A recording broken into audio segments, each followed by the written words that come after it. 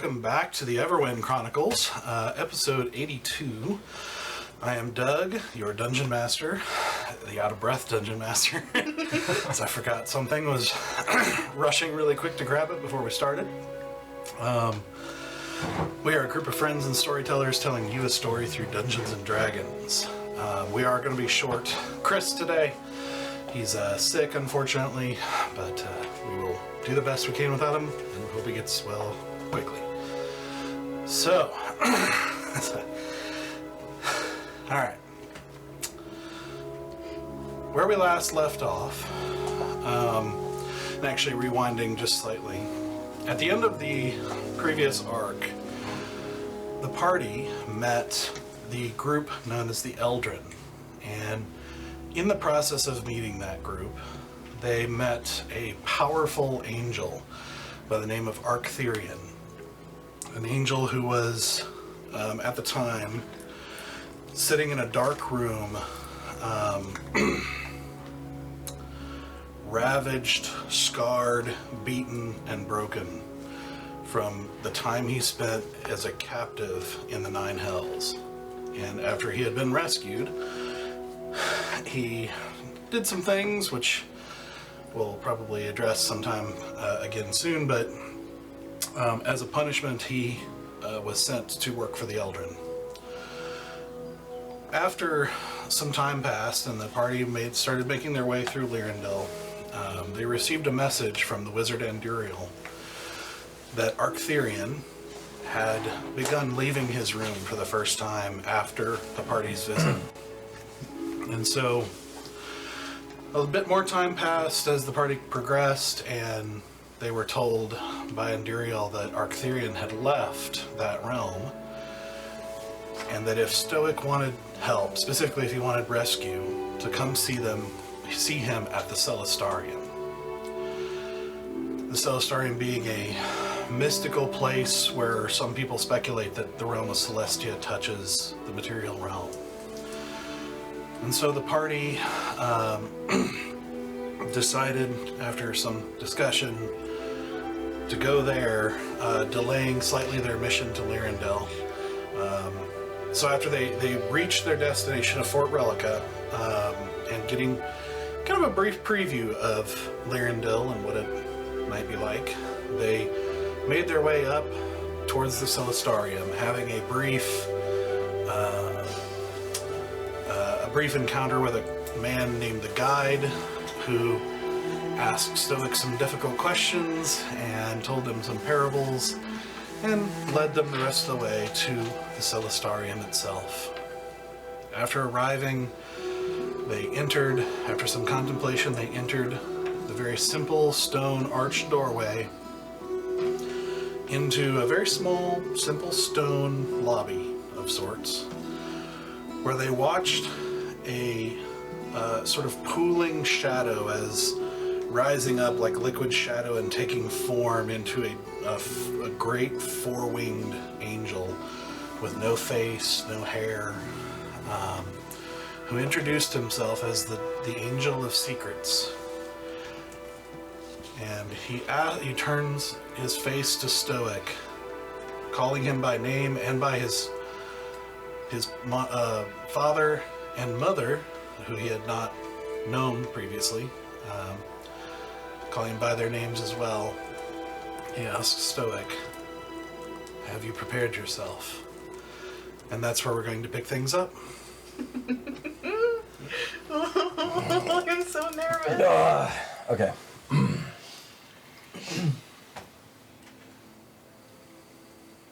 I thought I was prepared until this very moment.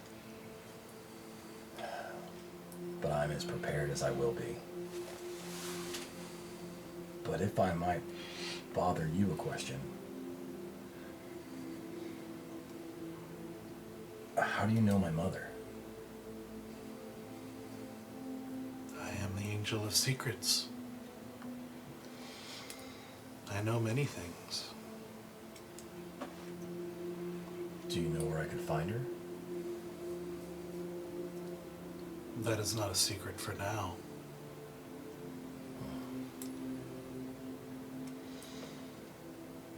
Well, I'll be ready. ready when it is time.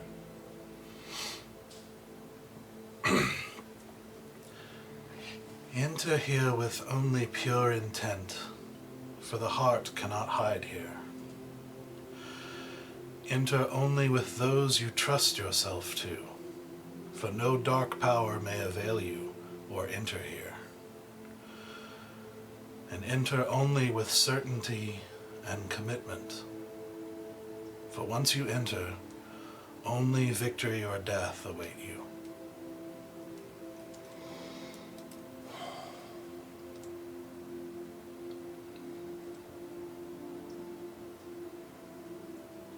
I'm ready. And I slowly scan the room and I look at all of my friends. And I stop a minute on our new one and take stock. And smile. And I would like all of you to come with me, if you're willing. We'd be honored. Are we allowed? If you are willing to pay the potential cost, That would be. for any who help him, only death or victory await you as well. So we either die as one or we succeed as one. That's the gist. Sounds to be the way. Fuck it. I step forward and I hold your hand. Right there with you, man. Yep. I won't blame any of you for not following me. You literally raised me from the dead.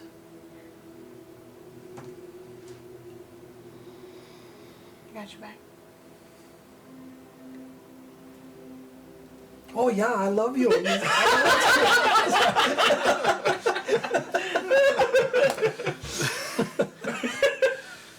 So, as the angel turns to you, you see him just turns back to you. You see him just give you a slow nod, and the door on the inside here, like in the wall that across from the entrance, slowly and opens to just darkness beyond.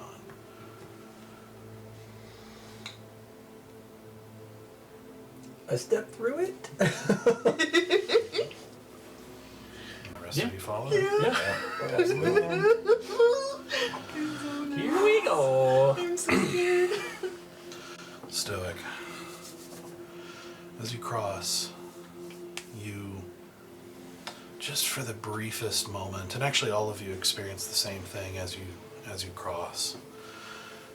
You get the briefest glimpse of something. A city on a mountain. Somehow familiar, yet elusive. Not hazy and dreamlike like you've seen paintings and depictions of Celestia to be in the past, but sharp, vivid, and clear. In comparison to this, the world you know seems like a thick fog. It's color like you've never seen before, and then it's gone. In darkness. Stoic, you find yourself alone in what looks like a library with shelves just stretching endlessly in every direction. You see to your left the Angel of Secrets in his dark form that wreathed in that sort of golden glow at the edges. Reach up to a nearby shelf and pull down a book.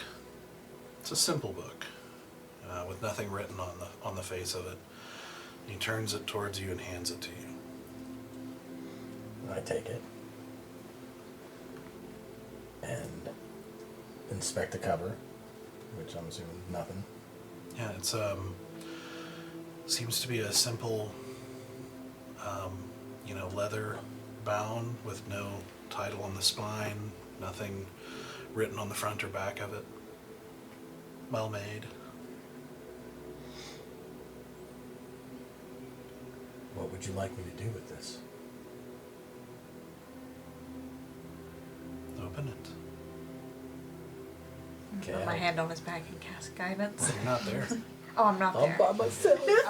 Oh, my bad. I open it to the first page. As you open it, as everything around you fades, you see suddenly just this crash of imagery, this overwhelming stream of thoughts and pictures. And it takes a moment before they start to take form, and you see before you this vast disk of concentric circles broken into regions. And you get the distinct feeling that it's not really circles, but sort of an illustration. Just brushing against the cusp of comprehensibility for you. Just as an illustration, and as your eyes sort of focus on one of the regions, one that seems to be of fire, that looks kind of familiar. Fire and lava and ash and rivers of lava that you feel like you've seen in a painting once before. You realize suddenly as you focus in on this one region that region itself is actually infinite. And you have to pull your mind back for a moment before you get lost in it. And as you look at any of these individual regions, you realize each of them are actually infinite in and of themselves. You see that some of them even have separate layers that are each infinite. And it's each of them feel different. Each of them feel like they fit differently into the universe. Each of them feel connected, reflecting, opposing, intertwining in unfathomable ways. And above it all is a light that illuminates all, or rather, maybe makes it all. And you see, it's a light so tangible and real that the universe seems made of its rays. Rays that swirl gently in the wake of this cosmic dance. And then you see, as you can't look directly at it, but as you look just below it, you see these rays splitting off into a prism of colors. And you see these colors going down into this vast infinite disk, intertwining with it and interplaying with it in just insane ways, from the incomprehensibly huge ways down to the tiniest, shockingly small detail. And you see the scale and the complexity of what you're seeing it's too much. Even this kind of reduced illustration is going to break you if you stare at it much longer, and you can't shake this feeling, like this nagging feeling that you're on the brink of this profound revelation, but you just can't grasp it, like trying to palm a ball the size of a planet. And you start to find yourself looking up again and realizing suddenly you could look at this, you could ponder this for eternity and never fully understand. And you hear the angel's voice again in your mind saying, and that is the point. You cannot understand. If you could, then you would be a god.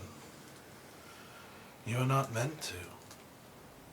But you have been given gifts of knowledge. But all knowledge is hindered by presumption. The scene before you shifts from this grandiose scale to something much more intimate, as you see a small, gray-skinned, half-orc infant standing on his feet, clutching onto the hands of a man in priestly garb who is looking at him with these sparkling eyes full of pride and love and gleeful anticipation as he lets go. The infant sort of wobbles in place shakily, and the father, your father, moves a few paces away and turns around, arms outstretched. The infant bounces in place slightly, kind of grinning, and then his eyes not on his feet, but on the ground, but on you, or on his father, not you. He takes his first steps forward. 2 wobbly steps, and then falls promptly on his butt. Yet this fall does not stop the father from whooping for joy, and scooping you up and twirling you around in shared laughter. It takes the kind of faith that does not look into the future, steps that do not look at the ground. There is only here and now, and who knows what will be in the next step. You cannot know. You cannot know. You can only know the truth of outstretched arms that give you the motivation to take that next step. And you must let go of all else.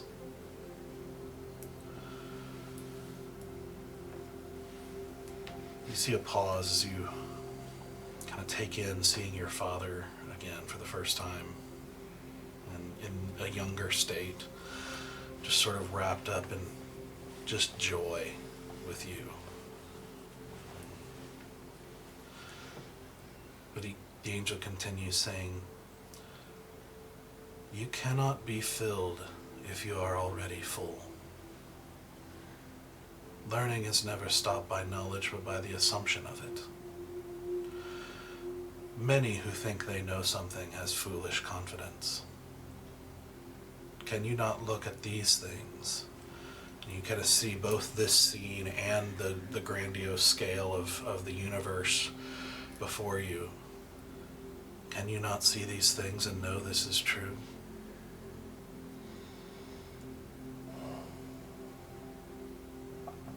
All I see in these things is beauty, beyond understanding.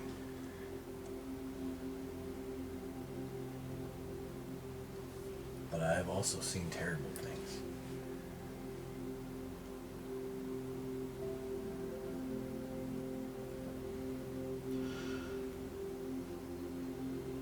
Such as the mystery.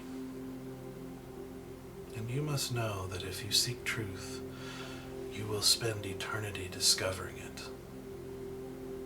Acquiring the truth is not the beginning of the journey, it is the journey. The truth, or the journey, begins with acquiring the source of truth. This journey is joy. And all of this is the first part of humility. You see the scene fade. And you see a door start to fade into view with light coming from the other side. I'll walk towards it. You walk through and find all of you are walking through this doorway together. For the rest of you, you just went from the lobby to here. With that brief glimpse, in the meantime. And as you enter, you see before you, as you all see before you, a large wall. And you all feel very strongly like you're supposed to do something. As you see on this wall, you see stone plates, like these sort of long, elongated stone plates sitting in little slots on the wall. And each of them have different words written in common. At the bottom of this huge wall of words, you see 4 empty slots. And you see... 1 minute. Apparently we have lost. I'm streaming. Oh, okay. You're streaming? I think I am. That's when it's ended. We're still recording. I know that. Oh yeah, we just lost stream. Oh yeah, we did. So that's fun. Right, it says we're live. I just logged in. Yeah, it's even showing you getting up and saying. Yep. Just kidding. Sorry. JK. Late April Fools. Very late. Incredibly late. Can you repeat back what you said when we entered the doorway and the wall? Yes. So what you see before you is a large wall of elongated stone plates that don't seem to be attached. Like they're just like little tablets almost, sitting in slots on the wall. And you see below that 4 empty slots. And as you're kind of taking this in, you start hearing the sound of a clock. Don't give me a time. Don't give me a time Oh, no. limitation. If I can get it. Give me anxiety.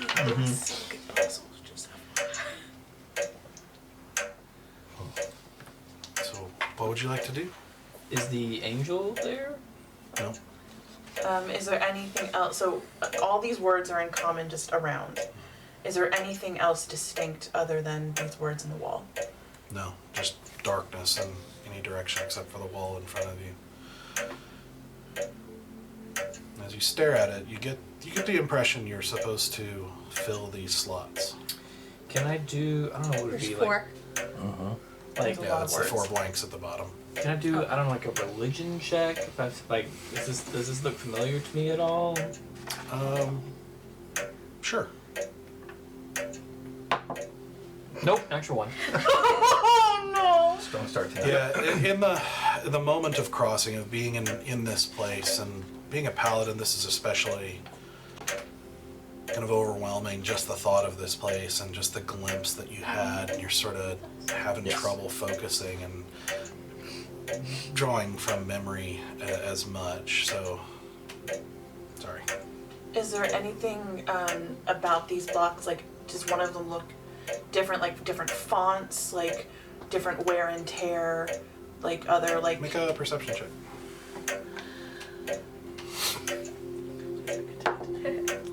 Okay, natural 17 plus, my perception I think is plus, hold on, it's either plus 9 or plus 10 at this point. 3, perception plus 9, so that's gonna be 17 plus 9. So 26. Yeah. Okay.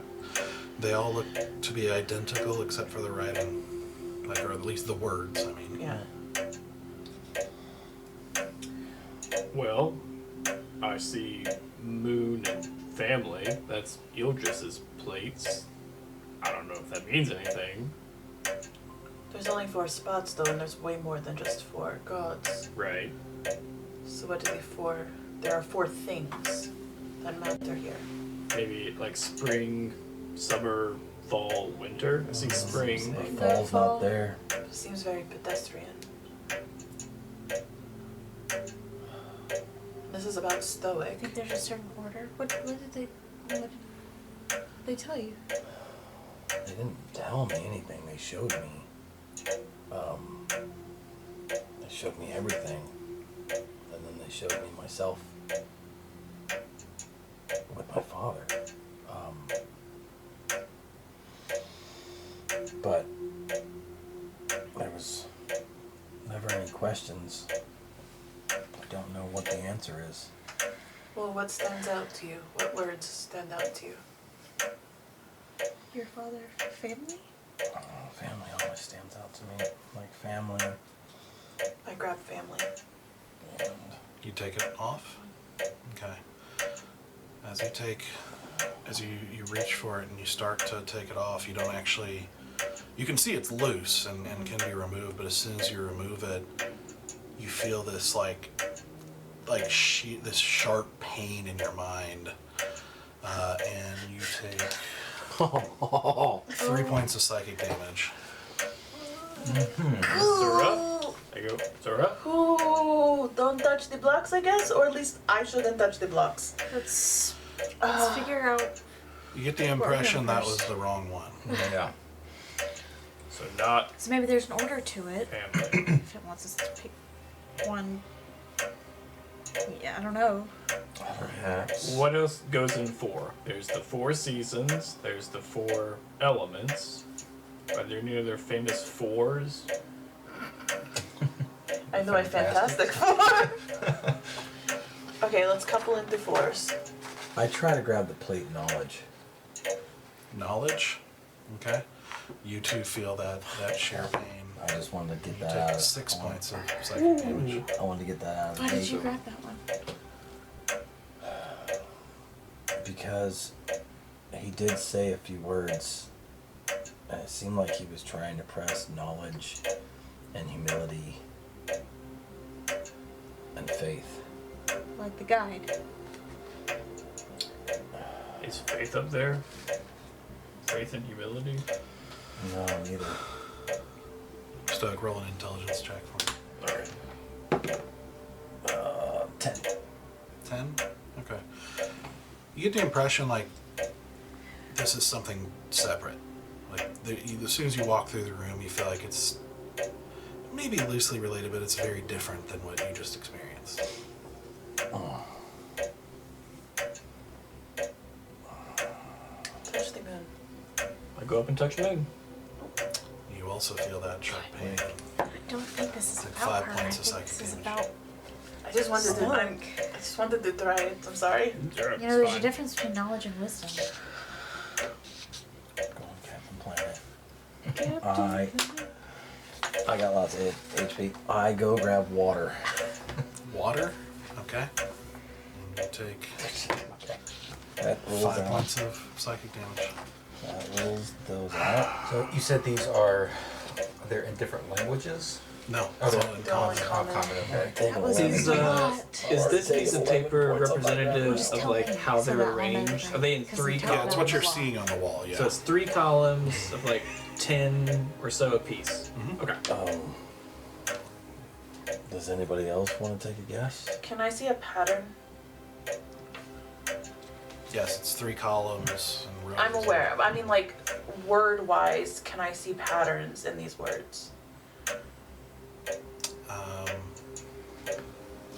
Could Do I? you?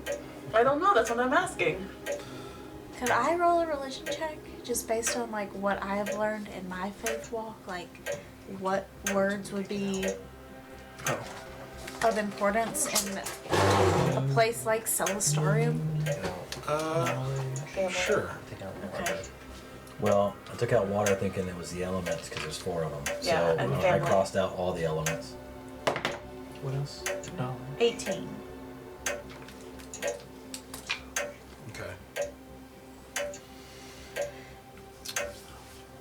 Considering where you are, they're all important.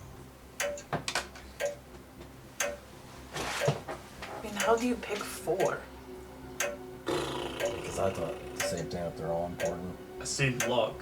Can Ixie help us? Is there any kind of coin you can flip? I don't know. Is there some kind of coin I can flip? I mean, is there something I can discern about that? What do you want to do? I have no idea. Don't you have like a coin or a something? Yeah, but I need to ask her for something. What am I asking her for?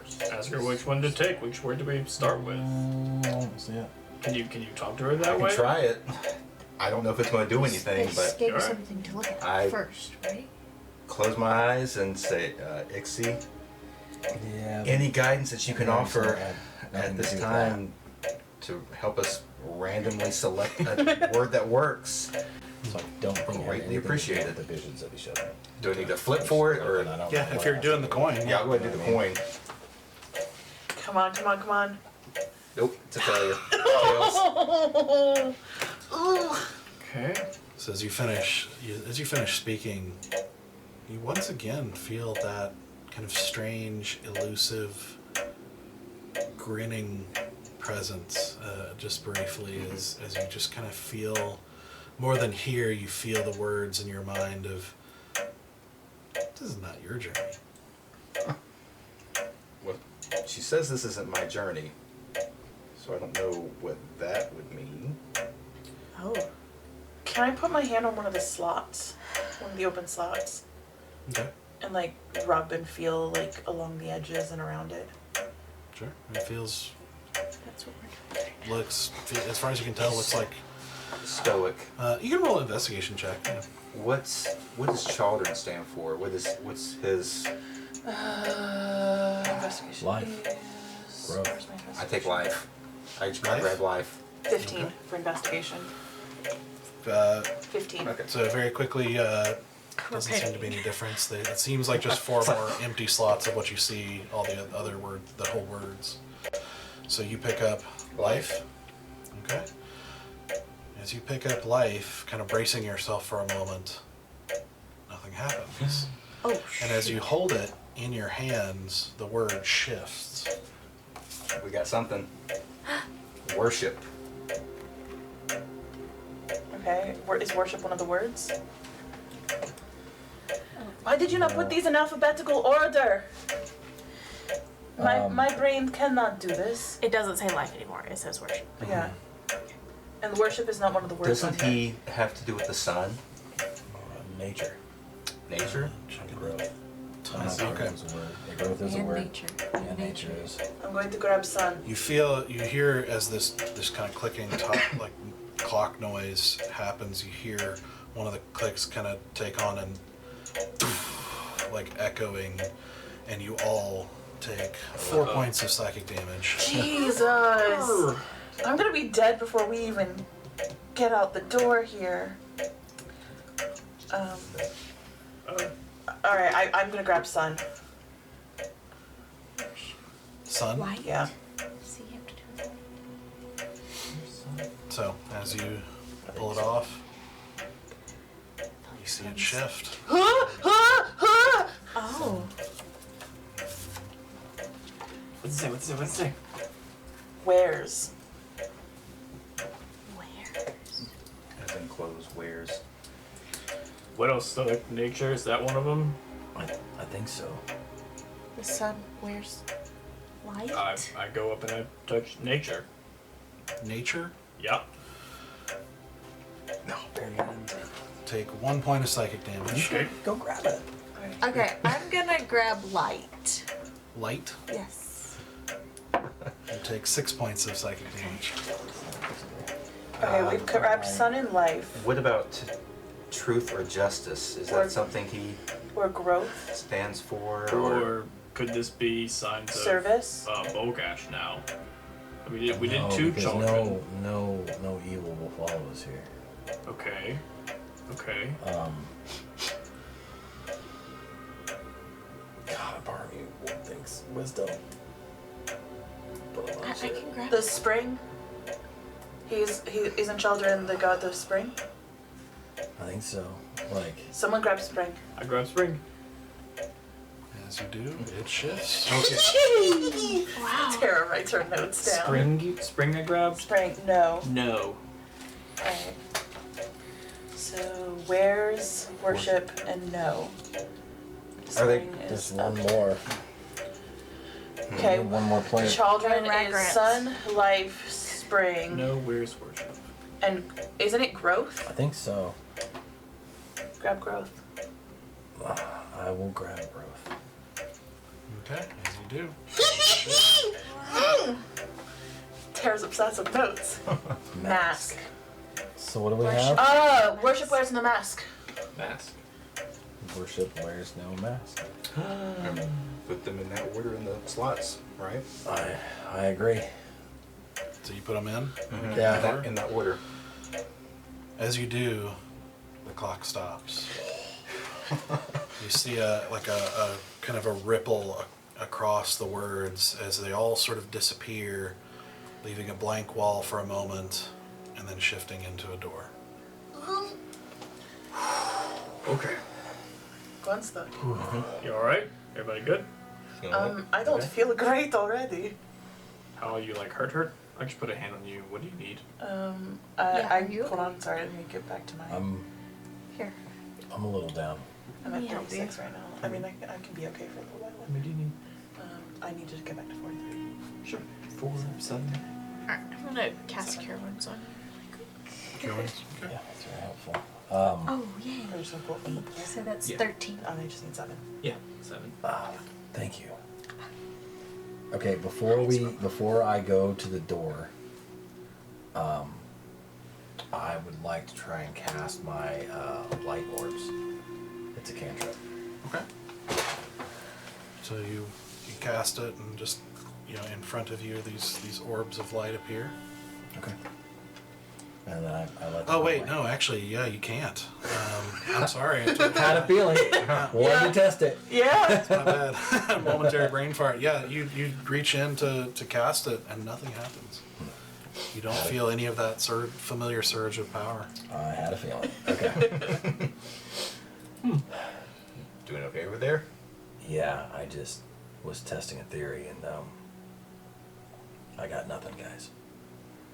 You got this. I know. Well, I have everything. Thank you, guys. And I open the next door. Okay. I know I have too. Terry replied.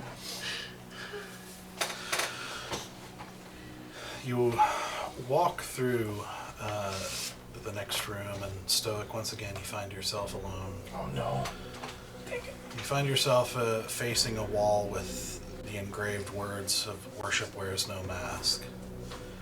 And to your left, you see this bright light, as if the room is open to one side, but you can't see because it's so bright. Almost like when you're in a dark room and you walk outside for the first time, and it's just a flash of white.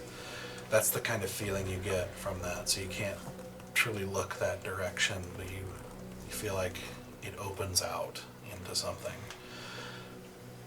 But as you are sort of illuminated by this light, and you just find yourself in front of this phrase, you can't help but feel some amount of peace and quiet, like this is a place meant for meditation.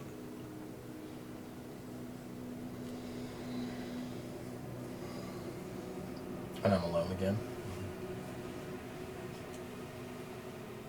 I will sit down, and I will begin to take deep breaths and meditate. All right. So as you think about this, as you think about this phrase, how do you feel? What are you thinking? Worship wears no mask.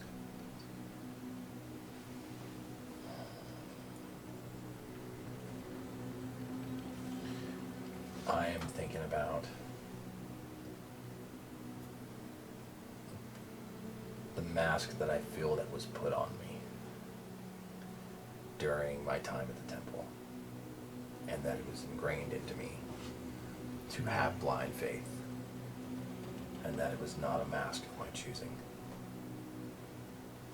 and that I very badly want to feel that way, but can't,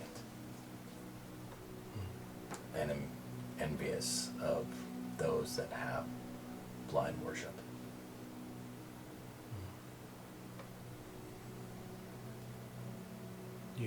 As you take some time, and you're not sure how long, like time seems to be kind of odd in this place, but you don't feel rushed or impatient or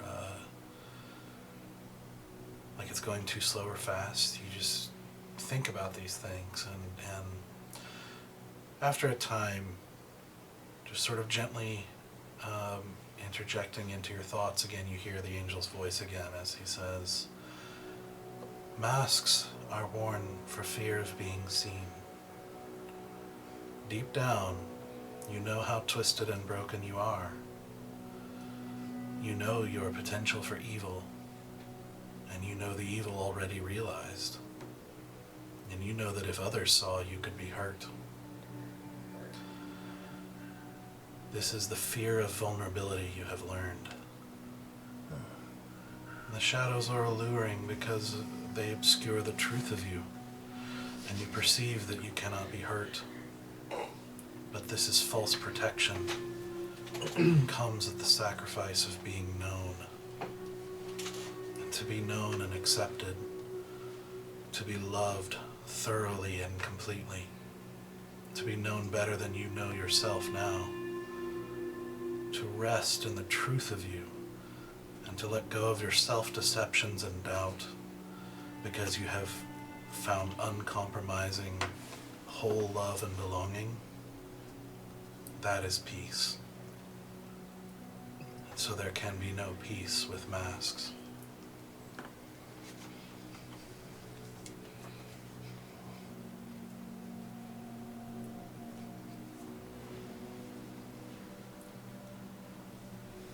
Do you just continue? I just I didn't know he phrased a question. No question, just a pause. I just contemplate on his words, actually. Okay. Eventually as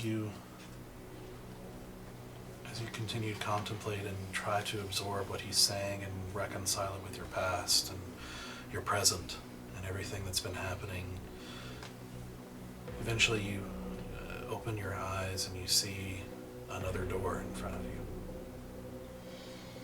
I want to. Alright. As you slowly get up and after this meditation, strangely feel a little bit refreshed and calm, yet still nervous and still kind of overwhelmed at everything that's happening here, the mystery of it. You kind of glance behind you and you just see a blank wall. There doesn't seem to be any doors backward. But you cross through into darkness again. I still feel better, not terrified. Feel whatever you want to feel. Okay. No doors back. Only forward, never back. Yeah, I'd say there's a little bit of a realization, like a pit in your stomach of like victory or death. Like there's no going back. Okay. Right. As you cross through the door, you again find yourself crossing through with your friends. As you all cross through, once again, to you guys, it's just from the word room to this one.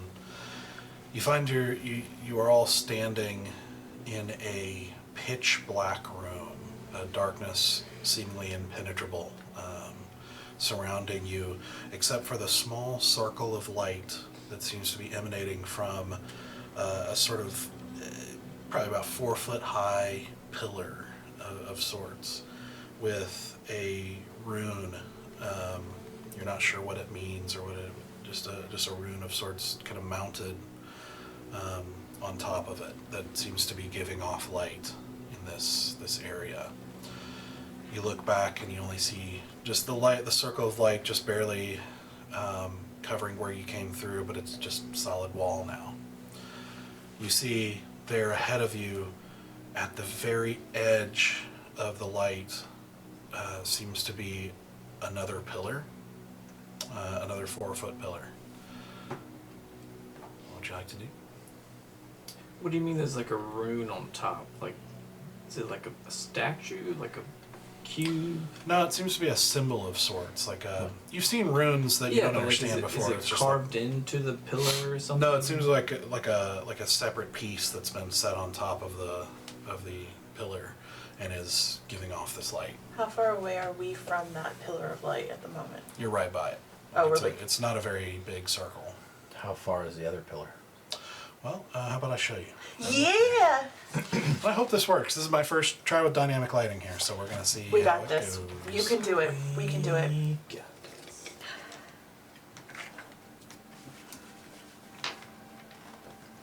I'm still adjusting it back there. We'll have it for you guys in a minute. Yeah, we'll adjust the map in a moment here. But you guys can see, right? Not yet. Uh, Might need to zoom out. nope, nothing. It's gonna be down at the bottom. We get nothing. I'm seeing nothing but black. Oh, I think I see 2 lights. I think those 2 pillars. Yeah, we'll purple if light. it shows on there, you guys can just look there, but Yeah, I might have to. So that's all we can see right now? So it's 2 little dashes. no. It should be a circular light. So Okay. give us a moment. We're working through this. Just so you can see what we can see. Okay. Is that different than that? No, I think it's just the editing of the window. It didn't catch all the name tags at the bottom. Oh, I think it erased all my... Okay, give me a second. I might be able to fix this. It's alright, I believe in you, I believe in us. But we don't believe in roll 20, so. Can you see Stoic's anything? gonna TPK the Don't add us, don't add us. Scroll, make sure you're scrolled all the way down. Oh yeah, I've got it zoomed all the way out. Awesome. Fine. This is fine, it's fine, It's we're fine. totally It's fine here. fine. You're okay. I mean, How are it you? is accurate, we are in How are pitch, you? we are in pitch black.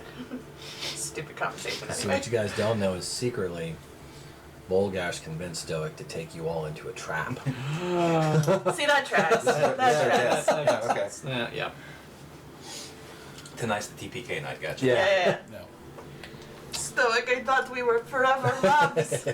How dare you, you absolute monster. Okay, we might just be doing this with our imagination. Theater of the mind. Listen, okay. it was the first theater I worked in. That's actually okay with this. So. Yeah. So we'll just go back to normal, Maybe. maybe. When it rains, it pours. See the show up on the screen, which we're having some issues with that apparently.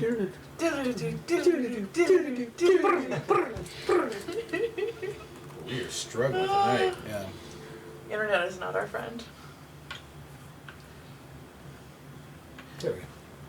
Hey. Well, it's frozen though. Oh. Yay. This is on the I screen. don't know if you can hear us, but we're working on it. Just let it be. Let it The moment- go. Or let it go, that's right. So maybe if I get up again, it'll fix itself. At least in my brain, Hey, the Beatles still overrule Disney. Okay? What happened? I think So- we're back, I said let Larry. it be instead of let it go. Larry. Yeah, I think Sure, we are. but if I We're even moving. sang a note of the Beatles, I would get, like, this whole stream Alright. gets cut off So, here. so again, you see this 4-foot pillar in front of you, and again, like ahead of you, just slightly to the right, you see another one, but is not giving off light, just at the edge, like just barely not in the darkness. We're not in the light yet. We're like just You're outside. in the light, Oh, okay. so you're in this circle of Well, light. I take a step closer to look at the symbol. Okay. Roll an investigation check. Sure. Why the heck not? 17 plus 2, so 19. Okay. Yeah, as you look over it, it seems to be some strange symbol that you're not familiar with. It seems old, but not old at the same time. Like old, but somehow timeless. On the pillar that's well carved but simple, kind of built into the ground. But the rune itself looks like it's just sort of set, like mounted on there loosely, just between like kind of two prongs that sort of hold it in place. Is And there it's giving also off light? the prongs that it's sitting on? Is there also something like that on the other? Yeah, as you look, Color. and you'll have to walk a little bit closer because it's almost swallowed by shadow. But as you get over and take a closer look, you see the same pillar with the same prongs, but no rune. Does that look familiar to you? And I point to the rune. The rune doesn't, but I do feel like I know what we need to do.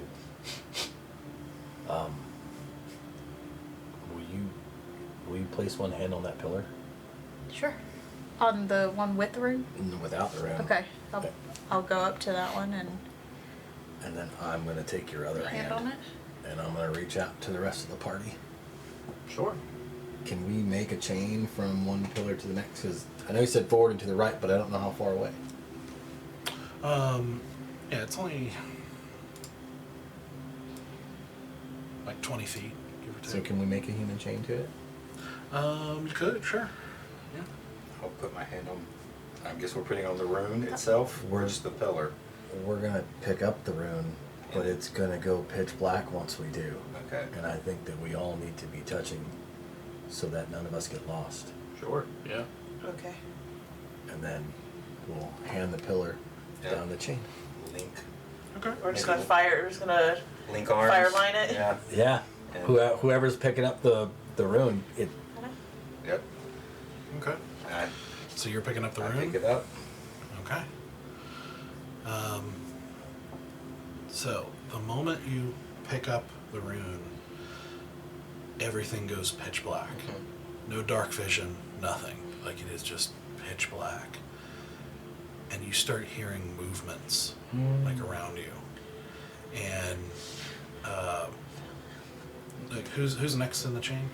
I'm guessing. Bear. Is Well, it just kind of going around this way? We can do that. That Yeah. makes more sense. Okay. Yeah. Yeah, that I think because you're touching the other pillar, right? Yeah. So. Bear, We'll make a do 1, 2, religion 3, check. 4, 5, 6. Religion. Mm-hmm. Come on. 10. 10? Okay. As you take it, as you're handed it, a couple things happen. Oh crap. Oh, good. So.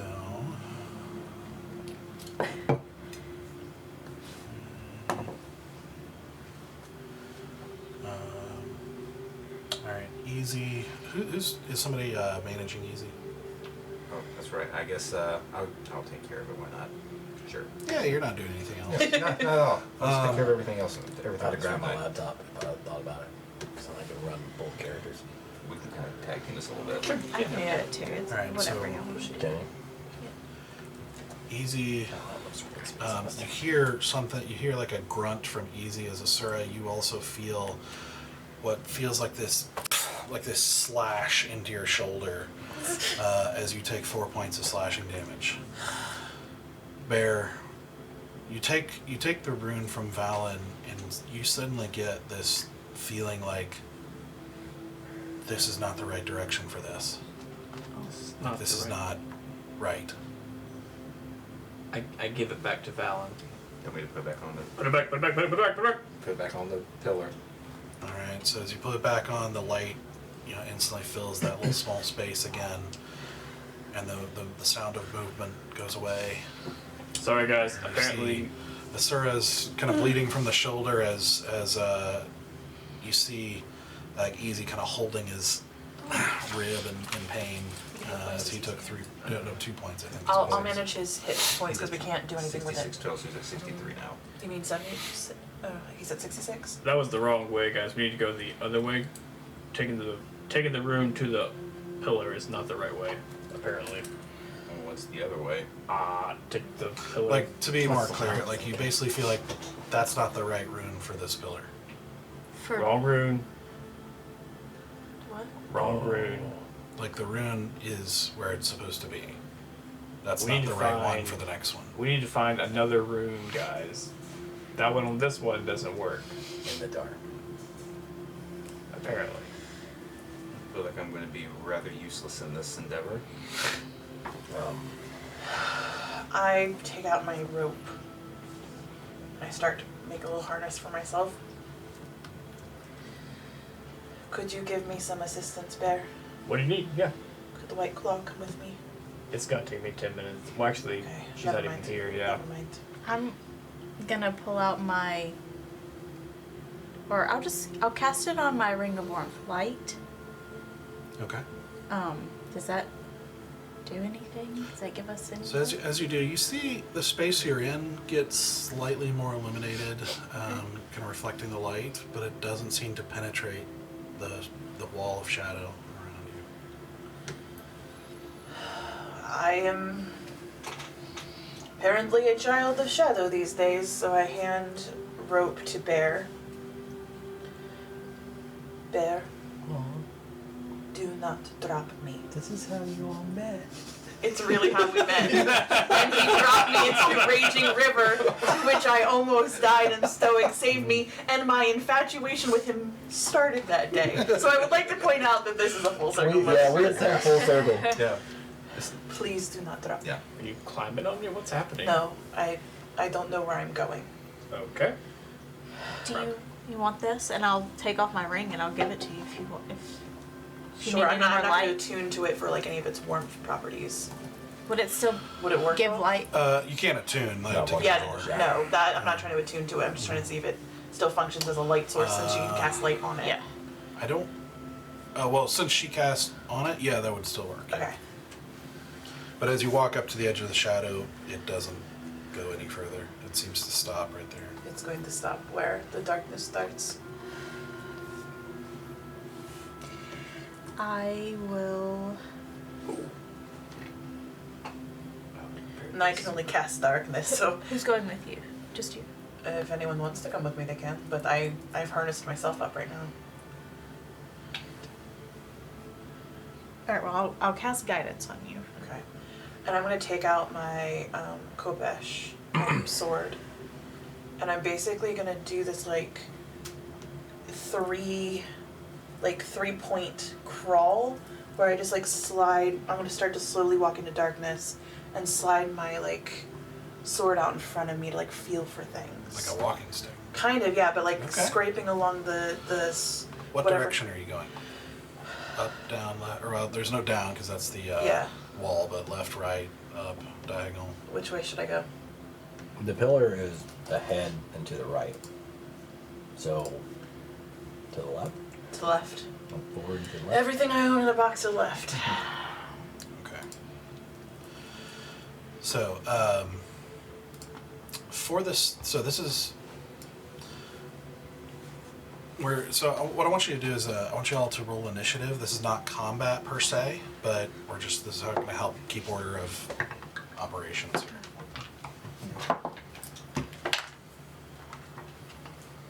So, Okay, so. 15 or higher. 18 plus 16. I mean 8 plus 16. So, jeez. 18, 19, 20, 21, 22, 23, 24. 24. 17 for Valen. Anybody else over 15? He's got a +2. 10 or higher. 15. Sorry, 14. 5 or higher. 7 for easy. I'm tied with Easy. I got a 2. Okay. So does Easy go first or do you go first? For this, I'll let you kind of Yeah, choose as you yeah. go. This is a little, like you don't have to take a turn if you don't want, but this is kind of helping manage as things happen here. So, so that leaves Zenoa. A 2. All right. Bless you. That was good. Okay, Bill Brooks. So wait, is Easy going before you or after you? No, after. Okay. So it goes Sura, Valen, Bear. Did Valen roll higher than you? Wait, No, I got this. Yeah, Sura, Valen, Bear, Stoic, Easy, Zenoa. okay, that's what I thought. Yeah. Okay, so you're going out. Yep. And I'm just I don't know if you can hear it, but all you can hear is this blade running against whatever the ground is, and you can hear it kind of. Okay. Roll a perception check. Natural 19 plus 9. Okay. So as the minute you step out of the circle, you start hearing those sort of whispering movements again, kind of getting closer and then moving away, and it's kind of very off-putting as you just almost like whooshing by your ear, even though you don't feel any like air. But it's just the sound is sort of messing with you as you make your way 30 feet out from this round here, kind of using it to do as you again feel just under your rib cage a sharp slash as you take 4 points of slashing damage. But as you do, as you're like listening is the only thing you can do, and feeling, you feel as you hear these sounds, you don't feel them at all with your sword, and they don't seem to be displacing air or anything like that. But as you get closer, you can't be sure, but you feel like some distance away in front of you, you feel like you're hearing an echo of the sword's like grate, like a reflection. Like something, like it's bouncing, it's reflecting off of something. Yeah, like it's not just open space. Echo down or echo back? I can't really tell direction, just that it doesn't seem to be open space forever. You feel like you're I'm about to hit the like, wall or hit sound is something. bouncing off something. My rope is what, 100 feet? Or is it 50 feet? Just hempen rope. I believe it's I never remember how many feet hempen rope is. Probably 50. 50. I'm gonna go to close to its edge, like 45, Okay. 47, like real close to its edge. Everybody else is just kind of not doing anything else, right? I will. If she's gonna take a minute, I will cast a spell.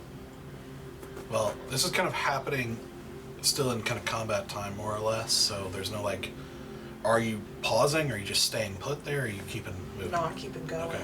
So I'm basically But you using do get a turn if you want. Like, movement and like bonus action to dash, but I'm not like moving. I'm basically using my bonus to do additional movement and keeping my action available should I need it. okay, so you dash forward, Quote unquote. moving quickly here. As you get about, what is that, 20 more feet, which is kind of right at the edge of your rope, actually. Yeah. As your sword is sweeping off to the right, it clinks into something. I go and I follow my sword to the source of the clink Okay. and feel what I'm feeling. That will be, let's see, that would be, you feeling or doing anything with it would be the start of your next turn, if anybody else is doing it. Could my action be interact with an object? Since I haven't used my action yet. I used movement and bonus action. That's true, yeah. Yeah, sure. Okay.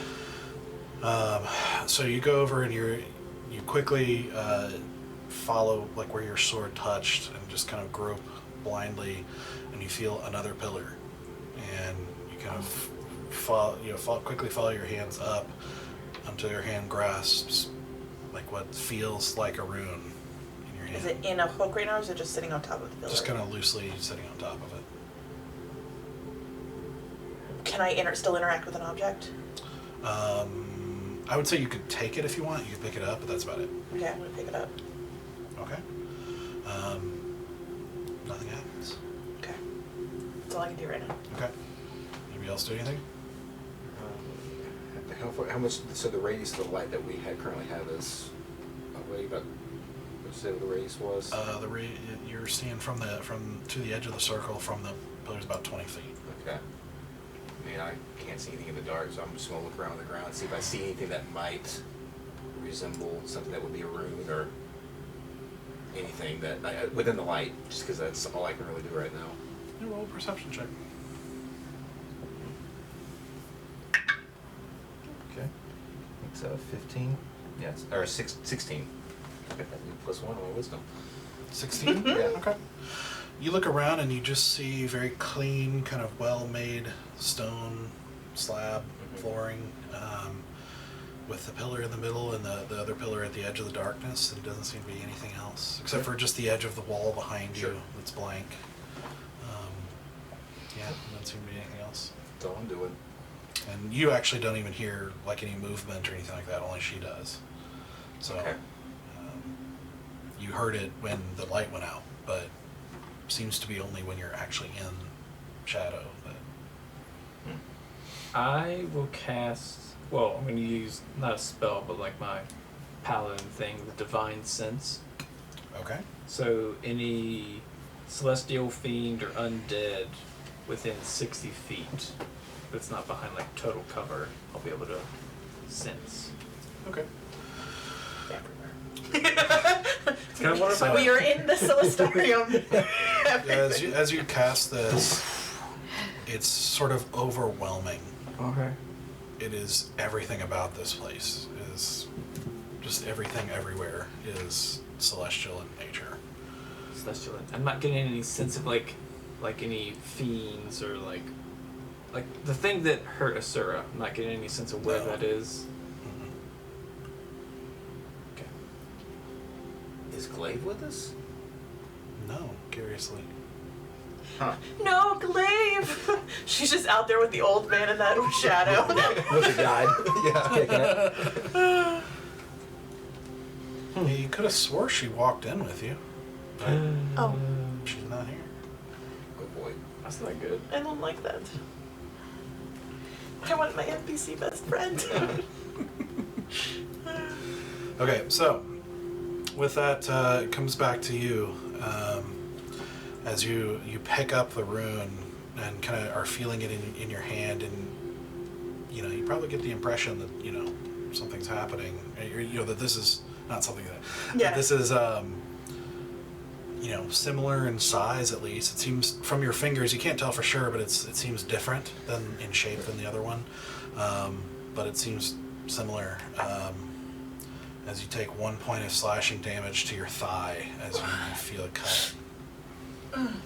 I'm going to I'm already here, so I'm going to quickly feel if this particular pillar has the hooks to see if that goes to that as opposed to like taking it all the way back. Yeah, so as you do, this one is flat.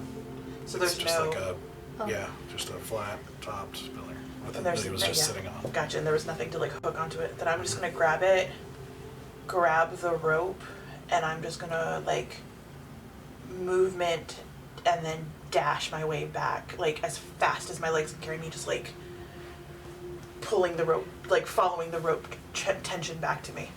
Okay. So you guys feel like a gentle pull on the rope as she starts, trying to pull to make her way back quickly, utilizing that to safely emerge back into the light. Small cut on your thigh, but holding I found a something. different rune. Found it. I found one. I don't know if it's the right one, but I found something. I also got my ass kicked out there in the dark, right here. Thank you. And I look at you softly for the first time in a week.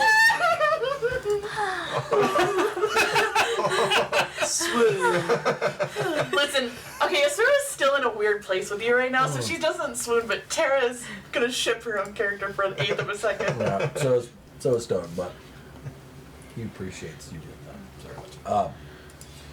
I will walk to the other pillar. Okay. Place it on the prongs. Okay. Stand thing. As you take it from her and you go place it on the prongs, positioning it the best way you could, like the way you saw it do it. It seems to fit in, but nothing happens. More runes. I don't know if I could go out there and go back and take more damage right away. That's fine. I can. I mean, I can do it too. Yeah.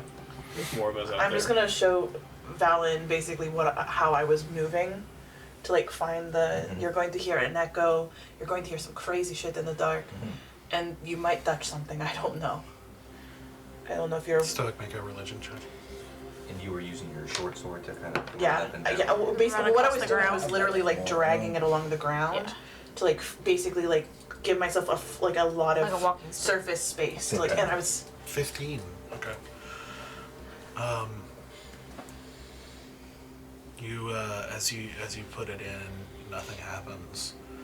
You just kind of get this feeling like not you. Oh. Mm. like not you to do it or not you. Do you share that with us? I remove the rune and just look at the rest of you, and guys, I don't think I can carry myself through this trial. What does that mean? It means I think I have to depend on all of you to get me through this. Well, yeah. We're Asura. here. Asura got it. Yeah. Do you want me to try? Yes, and I hand you back the rune. I'll put it on the pillar and see if that changes anything. Okay. So as you take it from him and put it into the prongs, positioning it the same way as you saw the other one, it lights up, and you see a new kind of overlapping circle of light, a ways from the previous one.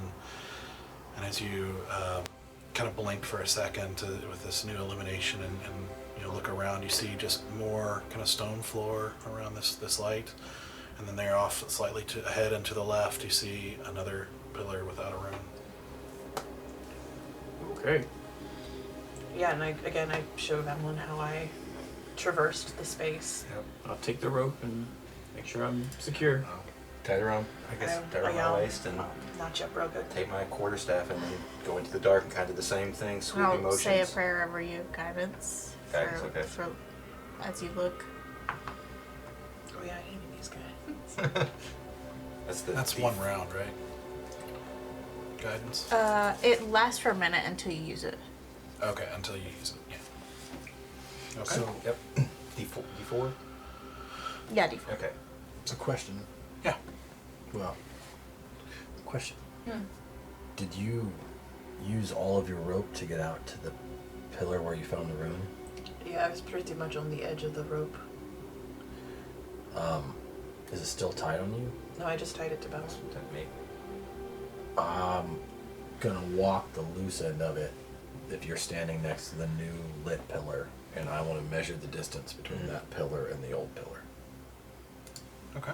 and see if it's about the same distance as it Yeah, was. it's about 20 feet, because it's right around the edge of the circle of light, so. I was about 50 feet out when I found the room. Yeah, the next one looks to be about the same distance. Okay. I've been listening. I'm drawing a map of where they are, I love it. I love it. and I don't sense pattern yet, but there might be. Did you go Yeah. to the I went to the left. To the left? They're about the same distance, and I can that's show you a that's rough. the lit one. Okay, That's looks the like new lit one. That's where she found it. what we have so far. And so I'm wondering if it's this way. Like, Or maybe- because he said or forward. maybe you're 5. Well, yeah, because he said forward and to the left So, is the new unlit one.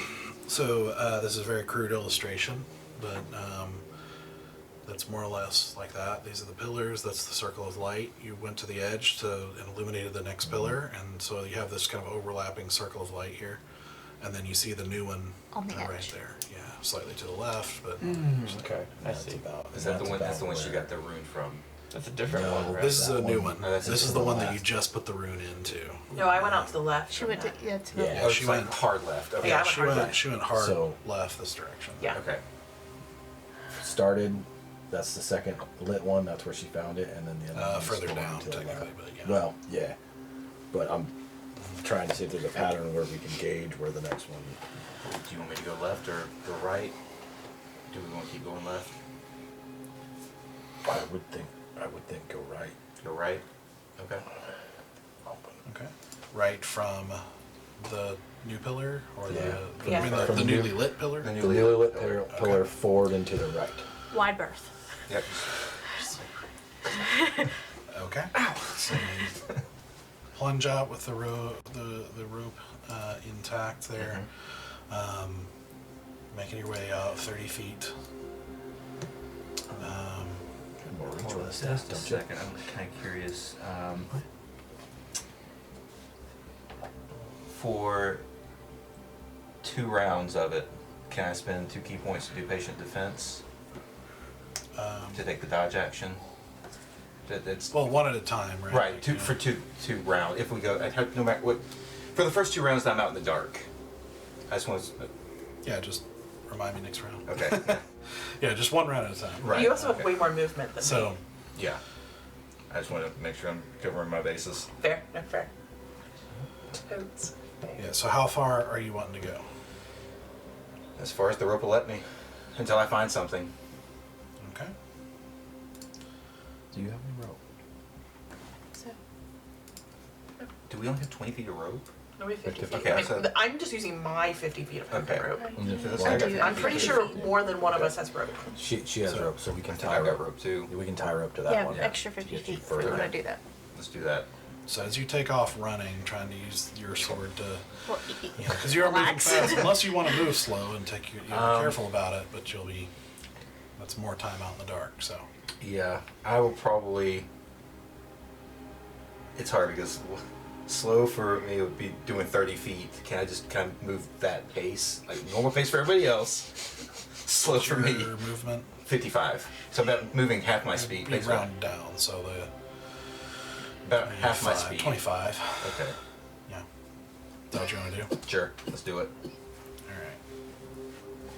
So moving slow enough, we'll let you do... I should have made you do this differently, but do a perception check. Alright. But I was bored in the dark. Throw that guidance on top of it. 16. Okay. So basically, you can move faster, but it's going to really hurt your perception. Yeah. Yeah, don't. But moving slowly, you get a, at 25 feet, you start getting close enough that you also start hearing what sounds like an echo, like it sounds like a reflection. Kind of giving you the sense that there is obviously limitation to this room.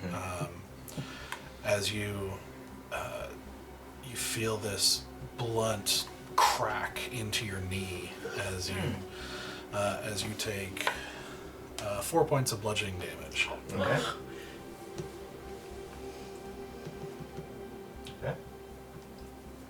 All right. Anybody else doing anything?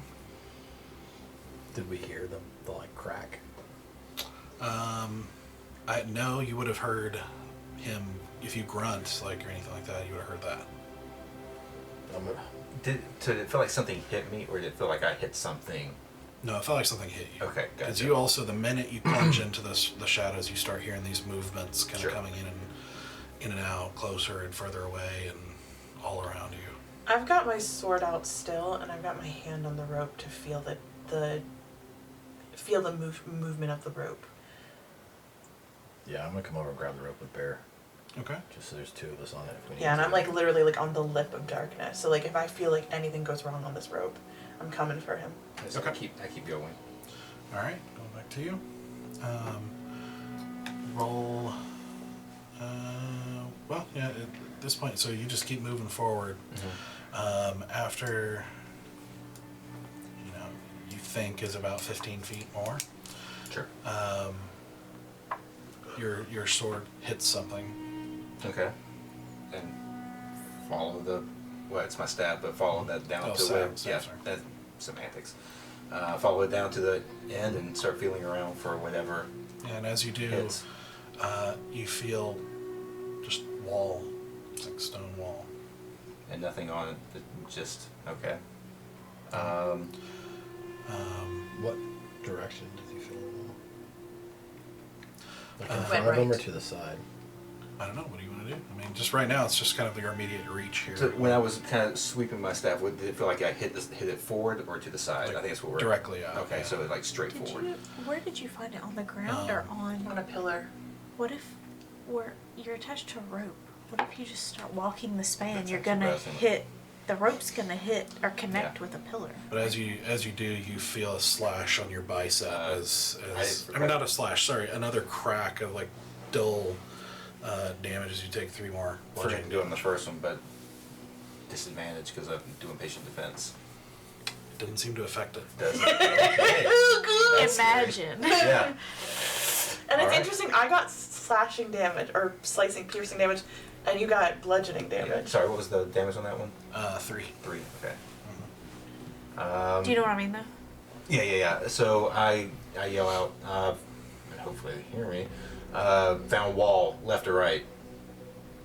Go back to to the other pillar. What? Curve left on your way back in. No. He needs to go If he- right back to the other he had a pillar rope. where we came from.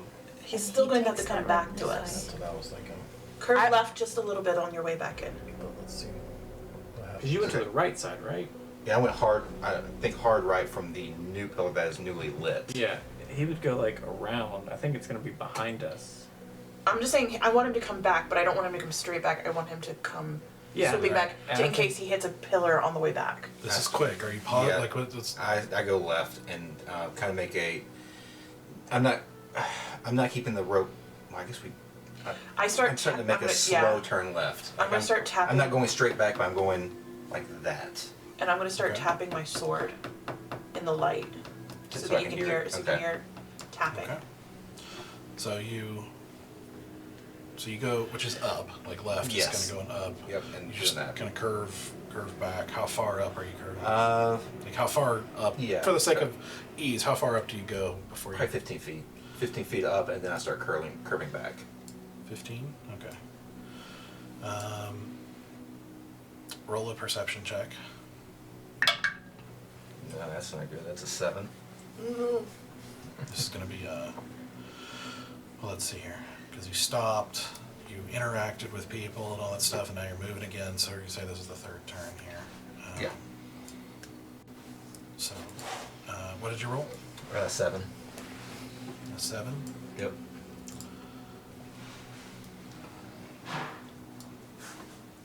Okay. I mean, you just kind of follow the wall for 15 more feet, just blank, not, nothing. As you kind of feel out with the staff, there doesn't seem to be anything kind of in your immediate vicinity. So you start moving out. Curving back. Yeah, towards best I can, where I can. Well, listening to her sword tapping, trying to follow that. Okay, and you're still kind of curving up and back. Yeah, up and back, and still doing my staff swing. See if Okay. I can feel anything. Okay. So as you start to curve, let's see, 15 plus. All right. So that'll be just enough, like basically, for your max movement for this round. Okay. At this kind of careful pace. But as you do kind of reach the end there, your staff kind of clicks into something. Like, it hit something. Yeah. Okay. I Hit something as you feel a long, blunt crack across your back. As you take 1 point of bludgeoning damage. okay. Can I follow the staff up to whatever it is and see if I can find the pillar or? Yeah, I'll consider that still part of the same turn for your action, basically. Yeah, because right now I'm just using my movement. I'm Yeah, using so- my section thing. Like, you feel just kind of blindly, quickly trying to fill up and everything, and again, it feels like a pillar. As you reach the top, again, a kind of flat surface with what feels like a rune on top. Whenever I can, I grab it. Okay, so you grab hold of it. Anybody else do anything? I'm just tapping. I'm just giving him an auditory Yeah. point of contact. Okay. Next round. Okay. If I get a chance to grab on that round, I grab it now and full speed back Okay, just toward the... toward the tapping. Okay, just roll a perception check for that. And finish it. Come on. 'Cause there's also a lot of other noise happening Okay. around you, so... Not great. It's 13. 13. Okay. So you start taking. You hear her kind of clacking sound. In fact, let's do it this way. Just roll again with advantage because she's helping you. Let's say that's like your help action. Natural 20. Hey! Okay. That's right. Okay. So I got as you, you Yep. you just focus, taking even just in this brief second, like focusing and centering yourself the way you were trained, Yep. the way you've been trained to focus on what matters, and you kind of block out the rest of the sound, focusing on this tapping sound of her blade on the stone, and you just use that as like a beacon in this pitch black as you just start taking off running straight towards it. And as you feel it getting closer and closer, you get more and more sure of that this is the right direction as you feel this blunt force into your stomach that wins you for a moment, like knocking the wind out of you and giving you 3 points of bludgeoning damage Okay. as you stumble into the light. Awesome. Okay. Well, you have to do it. I start pulling. Bear let go, and I start pulling the rope back Okay? to I guess- come back to us. Do I need to put it on the new pillar that is not lit? Try it. I go up to the new pillar that is not lit and pop it on there. Okay. So as you insert the rune in there, again you blink as new light illuminates another overlapping circle. And now you see kind of up and just slightly to the right a new unlit pillar. Oh, is it kind of zigzag? Yeah, so Okay. it would be But like a straight path? Okay. again really kind of poor illustration, but I now think it was the Yeah, same spot. got it. Oh. And I think that was one of I know the viewers can't really see this, but I would look to Easy and be like, "You want to go next?" Oh yeah. It's actually pretty hardy for a wizard too. Yeah, He's got that. He'll He's be got that all about Constitution buff right Yeah. now. Oh, you, Fräulein, don't worry. I got the next 3. Don't worry. This is pretty good easy. It really is. okay. All right, I'm gonna tie Easy up in the rope. What does he have? Oh, he's got a staff. Yeah. He will. Actually, what he's gonna do. Just taste on himself. Well, what he's gonna do is he's gonna shoot It's a big firebolt. spell though. No, he's not. He's not gonna shoot fire. Okay. Not fireball, firebolt. Firebolt. Yeah. Cantrip. Just like, so we're at the new one. Trying to think where I should shoot it. I'll go to the left Okay. of the dim one. We're at the dim pillar, left. Okay. So as you, up by the new dark pillar. Yes. Okay. So as he kind of positions up, kind of close to this pillar, and you'll see him kind of whisper the words quickly of a firebolt and unleash this bolt of fire.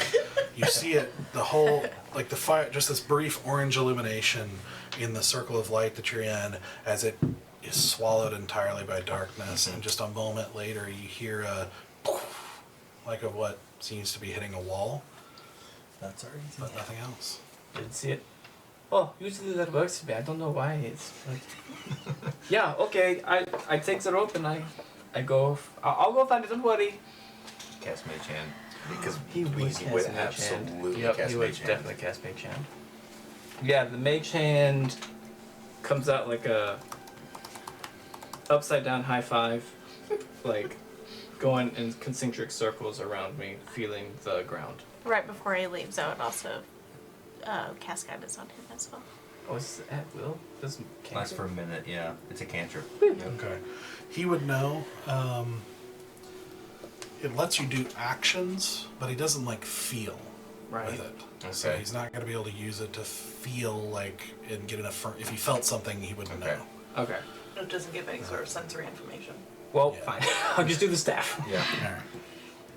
So from the unlit pillar, he's walking left. Correct. Okay. All right. I forgot my as the tension. So is he going slowly or full speed? I guess slowly. Yeah. Okay. So for him, that would be 15 feet. You can also use this action to add additional movement. Oh yeah, I mean like dash. Yeah. Okay.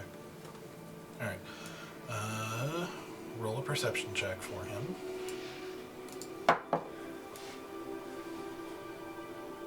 Where you at? There you are. Wow, he's got +0. 17. He's not. You can use guidance if you want to. Oh, I'm good. For now, but thank you. I'll definitely. 17, you said. Yes. Okay. So he gets out 30 feet. He's moving slowly, so everything's halved, but that's using his action as movement as well. And just kind of feeling around with the staff. He doesn't feel anything yet. And I've still got more room on the rope. I will go to the end of the rope, still slowly. Okay, so about 20 more feet. Yeah. Okay. So from this, he gets out to the edge of the rope from where it's at by the unlit pillar, and he kind of hits the end of the pillar. Still doesn't feel anything. Roll another perception check, and I forgot.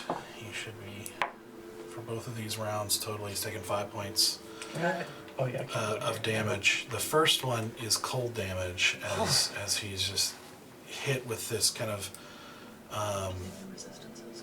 this kind of bolt to the chest of this sort of icy, just he's not sure what it is. Just a very cold damage. As the second time, as he keeps moving, he is hit from the side with burning. As he takes the 1 point of fire damage, so 5 total. Okay, I got it. Thank you.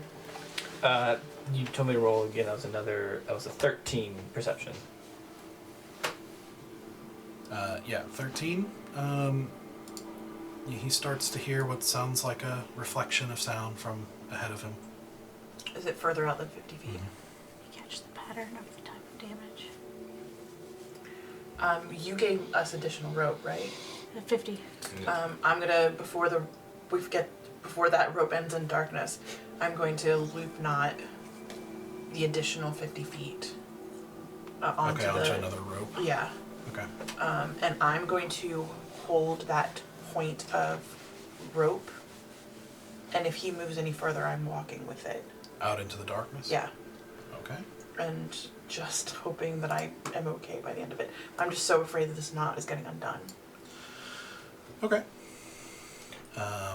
Did I hit a wall? Not yet, but we're about to start your next turn Oh, here sorry. to keep moving. So he does start moving again, yeah, Mhm. straight out, Mhm. and you're gonna have to go out into the darkness. Okay. So after we'll say about 15 more feet, his staff hits something. As he kind of quickly tries to feel around. He feels wall, just like blank, like Okay. a stone wall. Okay. As he feels like on his face this splash of acid. As he takes 1 point of acid damage. 1 point. Thank you. I believe I hit the dead end. Should I go back or should I go forward? Loop back. So next is you. This is kind of weird because you're moving at the same time, but you move 15 feet out into the darkness.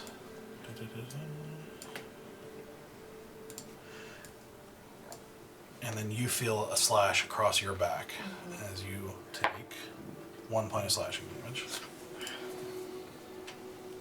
As again, you hear the same movement and whispers and sound all around you. So you went left. Yeah. Loop right. Like Yeah, that. loop right and come back. Can someone start, Fallon, start banging your staff on the on the... Tap, tap, tap with the staff and the stone. How it says damage at? He's at 57. Okay. Yeah, I'll keep the rope taut and loop right.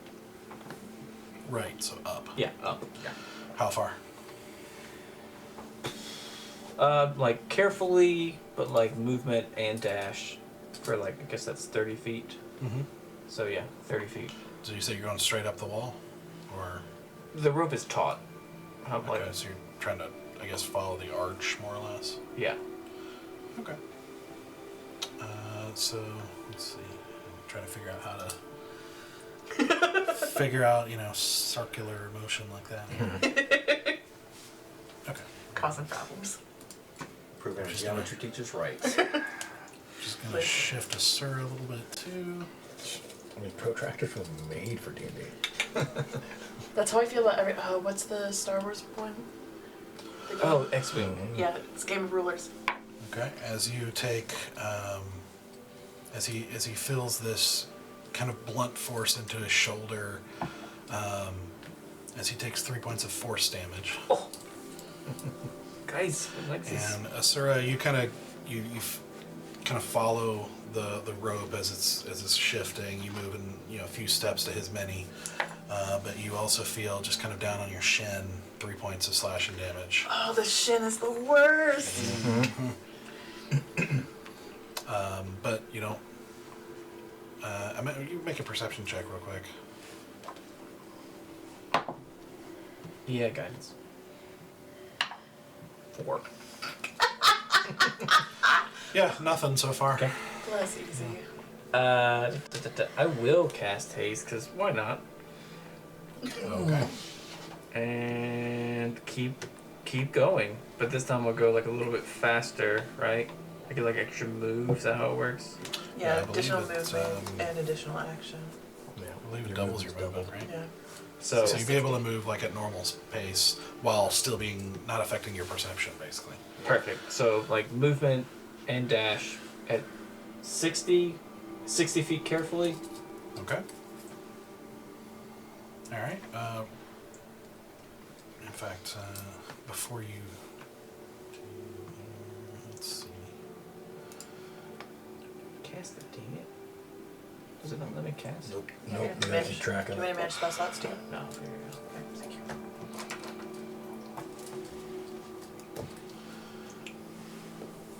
Okay, so as you move, as he casts this and starts moving quicker while still being careful, you feel kind of something on, like some kind of change on the rope, and he's not sure if it's like Asura doing something as you're, there's a little bit of pull as you're feeling it move and then moving with it, but as you keep doing it, it's like you feel a strange like resistance. Okay. And find yourself like kind of naturally getting pulled at a sharper. So it like I feel like an anchor, like something is like it's stuck. Mm-hmm. I'll go back, follow the rope to where it got stuck. Okay. So as you do that, let's see, 15, 30. So you're at 30 feet. As you take another 3 points of fire damage as one goes into your leg, the side of your leg. Get into prayer of healing territory. It's fine. But you follow the rope back to where that weird tension seems to be happening, and your hands come across a pillar. Yep. And a rune. Mm-hmm. Pick up the rune and follow the rope. Go back. Okay. And you still got 30 feet, which will... Sarah feels the rope go slack as you hear the footsteps of Easy coming right by you here. Yeah, I start like backing up with him Yeah. with the rope. So you basically, as he runs up by you and everything, you both start heading back to the light. Asura, you do take 2 points of slashing damage to the other shoulder. As you both rush back into the light, Easy holding another rune. I am victorious. Pop it on the pillar. Okay. All right. So, he illuminates puts it on and it illuminates again. Another kind of overlapping circle.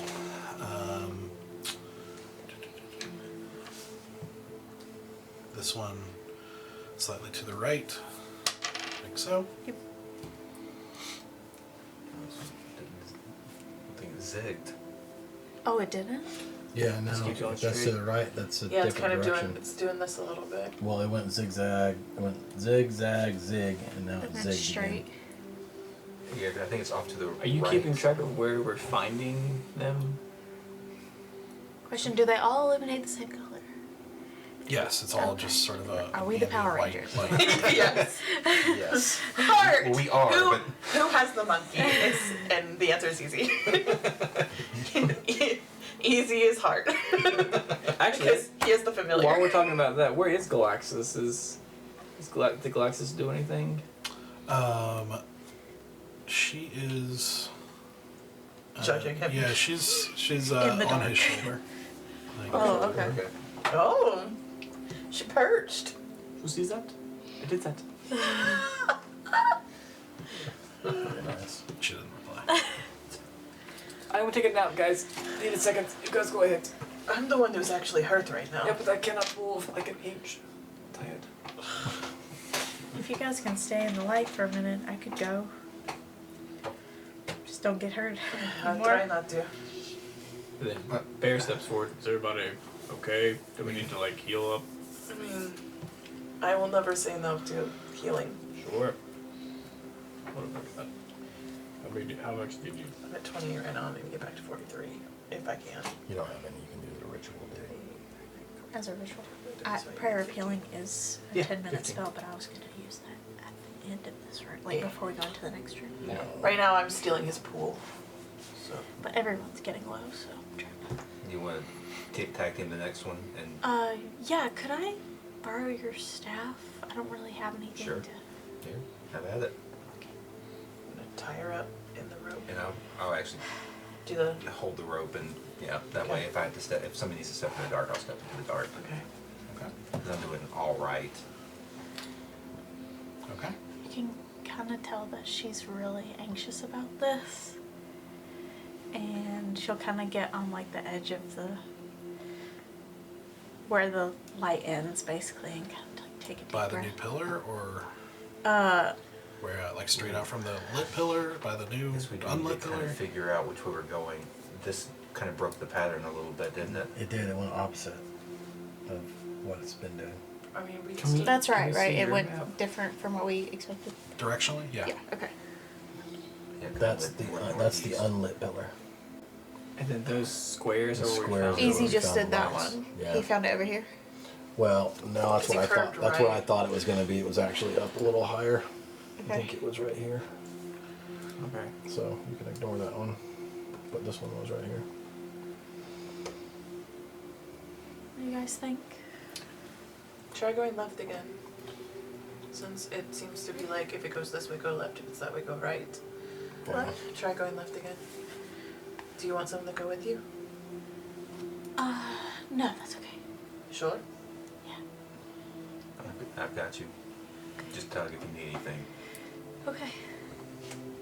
She'll take a deep breath and she'll go into the dark. She'll kind of be down doing the Okay. staff shuffle. From Sir, where? shuffle. Yeah. From where? We're going left, right? That's the unlit one. The radius is 20 feet on the new one, right? Yeah, and so they're saying, I think, And he found it there. Or we're thinking we can find it. yeah. Okay. So not directly left, but like, Diagonal. yeah. Yeah, you went on the previous one from what is now the lit pillar. You went straight out. Yeah, And we- then you went up and Come back arced north- up and then northwest. eventually found Yeah. it up there. Yeah, which is Okay. that's where he found it. Or no, it would have been here. I Since can he go went out straight out. straight left and then curve around again. Okay. And from the one before it, you went right, but went up, and eventually he found the. Try going a bit more of a diagonal. Go kind of at a 45 on the way up. Okay. So suppose I'll you're do going that. straight out. Okay, so you're going to the left, and what direction? Kind of Like towards 10 o'clock. from right? the Yeah. lit pillar. Diagonal up or down? No, from the unlit pillar. From the- Like we're going- northwest. From the unlit pillar. Yeah. Yeah. From the unlit pillar, we're going. Yeah, she's going at like a 45-degree angle. Because then if it's not that direction, then loop back the way you came and see if you catch it from the other side. Okay. Yeah. Math. I don't know, I'm just guessing. Wide. I'm using my really sturdy degree in theater to navigate. Are you going slow or fast? Slow. Okay. So, so you go out 15 feet. Make a perception check. Okay. Oh, baby girl definitely said a prayer before she left of guidance. Big. She needs some help. Okay. 27. Okay. Yes, queen. All right. With a 27.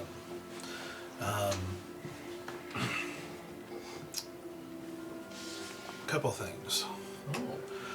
One, as you plunge into the dark and you again are kind of crashed into this sound of movements and kind of these whispering noises and stuff all around you, kind of like coming at you quickly and then moving away and different things like that. As you're plunged into the pitch black, your pace, like your heart starts to quicken, and you start like tensing, and you're feeling this pit in your stomach as it feels like memory in a way. So you start breathing quicker, but like kind of frantically trying to look around, and like not look around, but listen with your senses of what you can as you're using Valen's staff to feel in front of you. But you don't feel anything. With a 27, I would say you think you might hear reflection ahead, like up, like Okay. but a ways away. Okay. Straight, like from where I'm going? Like keep going? Well, like Oh, like straight the wall, up, the wall. straight up. Yeah, you were going direct, diagonally, but it feels like you might be hearing a reflection straight up, a ways away. Okay, I'll... It's like they keep getting further away. As you do, you also, as you feel some of these movements move towards you real quick, you feel this like feeling from inside that almost feels like you contracting in on yourself, and like life itself is being sucked out of you as you take 2 points of necrotic damage. Okay, where do I go? Custom made. Where am I? You went this way, and he's telling you hear something up. Because you went diagonally from the unlit pillar. Were y'all following the sound? Or was that just wall? Well, The- they were the following the reflection. sound to either a wall or a pillar. Okay, And then I'll... You haven't discovered a pillar by sound yet. Like it's always been the wall. Yeah. I That's thought what I you thought. had a reflection of sound. I got to the pillars directly. No, hit the you like wall. hit it with your sword. Oh, You were following to the wall basically. I heard wall, Yeah, but yeah, I on found the way, pillar. Understood. on the way Okay, you hit the understood. Good on ya. Did we discuss, do y'all want me to, like, keep the Yes, rope we taut and then, like, move downward? Like, I think that's. We- and then if Or I don't across, 'cause you go went, back up? you went this way, and if you're running a rope, then you can do this. And the Until other it- one was until it found here? hooks. I'm not sure. I got a little lost on that one. Okay. I'll cover all of our bases, so I'll kind of, like, arc downward to, like, fill up the rest of the space that we feel like we... Okay, so you went out diagonally 15 feet. What are you doing? What direction are you going? You went I would that say way. at least go further out before you arc. Because we've been finding pillars at like How much... 30, 50, How 60 far out am I? feet. 15. Oh, yeah, okay, I'll keep going forward then. Okay. And you do still have an action if you want to use that for movement. Yeah. Okay, so just out diagonally 15 more feet. Yep. Okay. Say, yeah, it does seem like maybe just because you got such a high roll in perception, like the reflection does seem to get a little bit closer straight up. Yeah, okay. That's it. Okay, if I'm moving in that direction another 15 feet, I'm like, Okay, so this So is gonna be my the staff next round if you wanna. yeah. Okay. So keep it going. Just 15, or are you using your action too? What is that, like, if I can dash and just Yeah, it's have like my using your regular action movement? to dash. Yeah, yeah, So to that's go what I'll 30 do. feet. Okay. So continue to go straight out at 30 feet, right at 30 feet diagonally. Let me double check. Distance here. Who's holding the rope for? I am. You are. Yep. You are.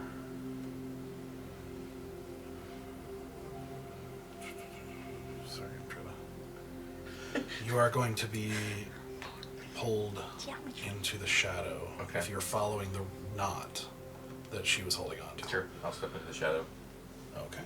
I'll go up and like catch the rope before we lose it. We've given you the other half of that knotted rope. So he's at the front. Oh. Yeah, so that we have 100 feet of You're rope now. following. You're at the middle point. Yeah, he's guarding the knot. Gotcha. Okay. So right at 30 feet, as you pull, up there, you're the staff hits something, and as your hand goes out, you feel smooth wall, Okay. stone wall there. As you again feel that same feeling as you take 1 point of necrotic damage, and as you step into there, you feel another blunt crack into your, like right at your elbow, as you take 4 points of bludgeoning. Isaac, I'm joints. Okay.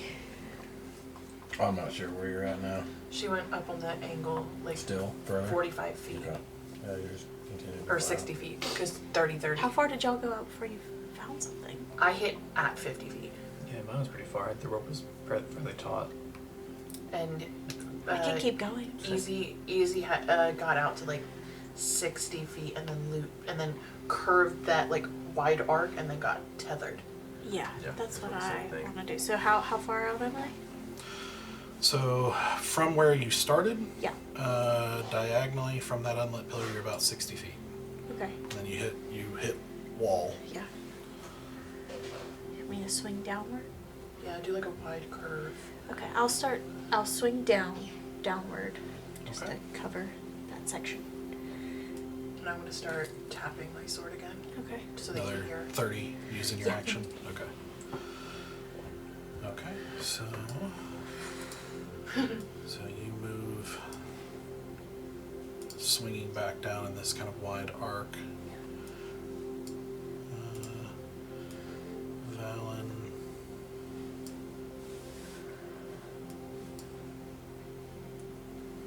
You are, you kind of step in, but it's like holding it where you're at, it's like you're half in, half out. Okay. So you are going to take 4 more points of bludgeoning damage as something hits into your bicep. So that's going to leave a nasty bruise. And you take 1 point of necrotic damage. You are getting lucky here. Ildris is on your side. Okay, you're going to continue on, just kind of circling down, or okay. I'm Trying to just feel for that, if I can feel for that pillar Roll a tug as perception well. check. Okay. Natural 20. Yes. Perception is 28. Off the chain. Okay. Is that wisdom stat, man? I'm so wise. Perception. so smart. I'm just paranoid. Smart. I'm ready to get out of here. Okay, so with a natural 20, 2 things happen. Valen, you pull back into the light at this angle. As you're walking and circling down, through the din of this noise, and your heart is still just pounding and going, this is traumatic. Like, this is not, for you, this is not a good experience. But as you're trying to keep yourself together, you hear Easy, as you guys have seen, as Easy is kind of watching the rope and everything like that. He just kind of goes, huh, that's odd. I could be mistaken, but from the angle, I think she should have run into the pillar that you ran into before. Basically, in the way that it arced, it seems that the pillar where you found the rune before is not there anymore. Where Easy found his? Yeah. So it's like the road, it should have like kind of caught you again, but it seems to not be there anymore. Comes in right this way. Interesting. Well, Okay, now we that way. know Alright, that the pillars don't exist forever. Alright, then I'll swing. With a natural 20, I will say it's really hard because you are just trying to overcome what's happening to you inside, and just the sounds you're hearing and the damage and everything. But you feel just this moment of this cold breeze on the back of your neck, and you feel that kind of focuses your hearing just momentarily to like an unusually sharp level, and you feel like the sound is just a little bit odd or different somehow, but it's down from you, and you feel like it's like not on this arc continuing on. The downward arc? Yeah, like That if is you not- continued following it, you're not gonna Yeah. go far enough down. Yeah, okay. Okay, then I'll quickly change pace and I will arc upwards. Okay. Wait. Are you going? You said down and arc upwards? No, I was asking if I continue downwards, it's not there, so I'm gonna. He's saying, He's you're going saying down if you far enough. continue that Oh. arc, Oh, you're okay. not gonna. The arc is gonna pull you in before you get far enough down. Does that make sense? It's, Yeah. If you're arcing, it's gonna go like this, and it's you feel like it's somewhere down, and so the arc is gonna pull you in before you get far Oh, enough I down. see, I see, I see. Interesting. Like you're here and it's like down somewhere. Because you can't, if you arc, you come this way. Okay. So would I gather that I have the rope to get to that destination? I mean, you don't know for sure. You've got 100 feet right now. Okay. Yeah, Okay. you'll pull back. Yeah, that's gonna stop. Then I won't swing all the way. I'll kind of. I'll swing a little ways and then head that trajectory of downwards. So just going straight down. Yeah. Okay. So,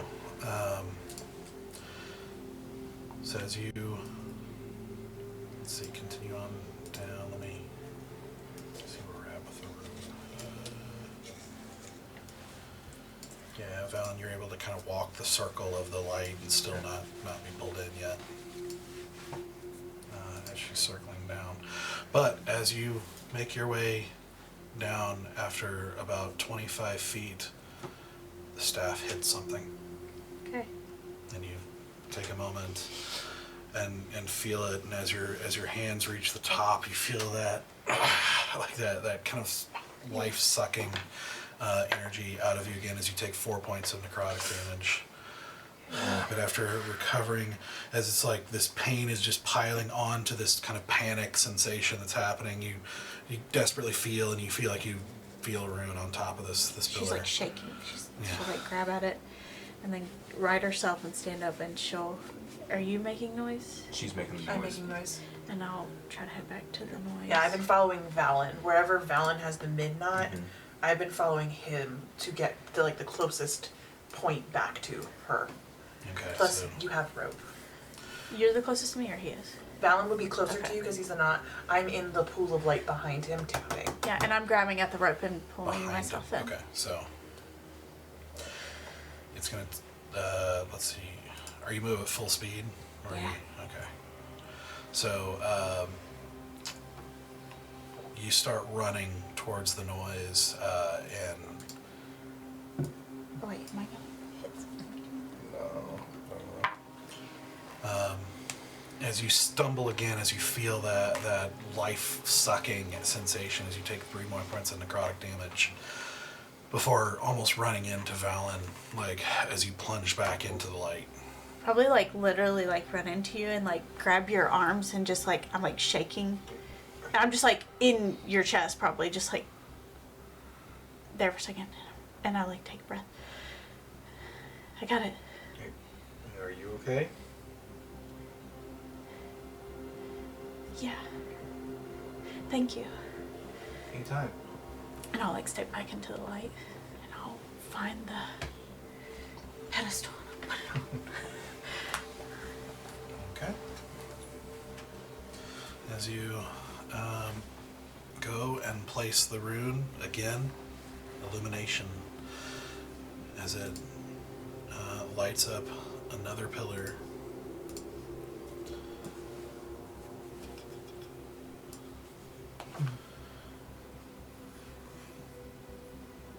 This one just slightly to the right.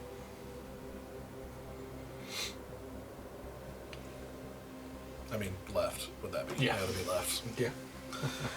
I know directions. It's getting wild.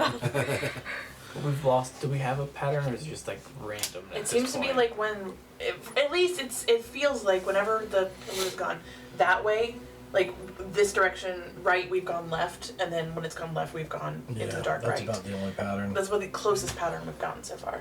Okay. Yeah. So Bear Was will. it roll an intelligence check? Okay.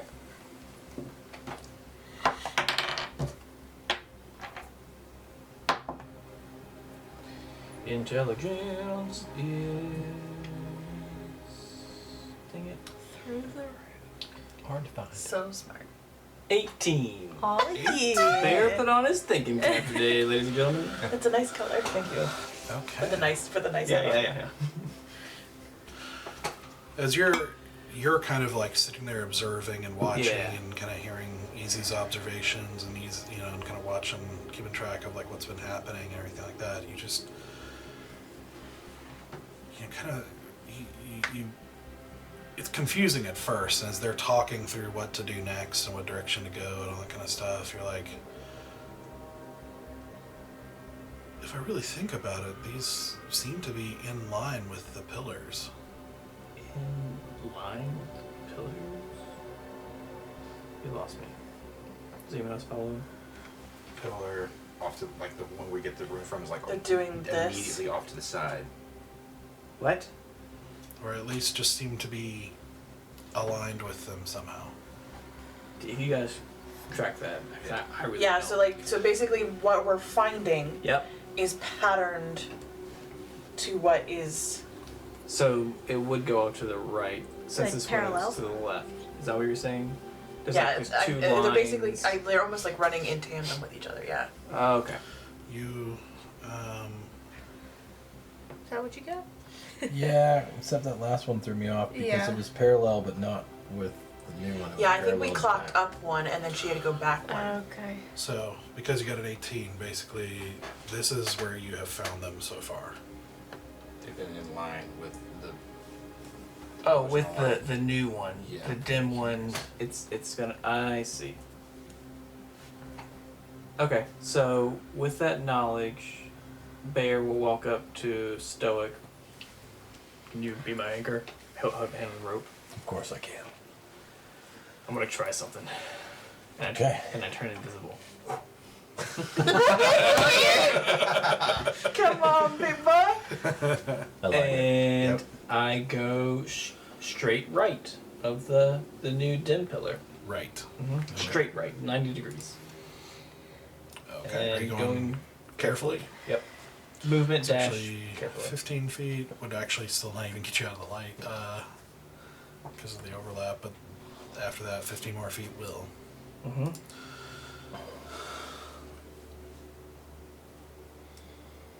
Can I go invisible? Sure.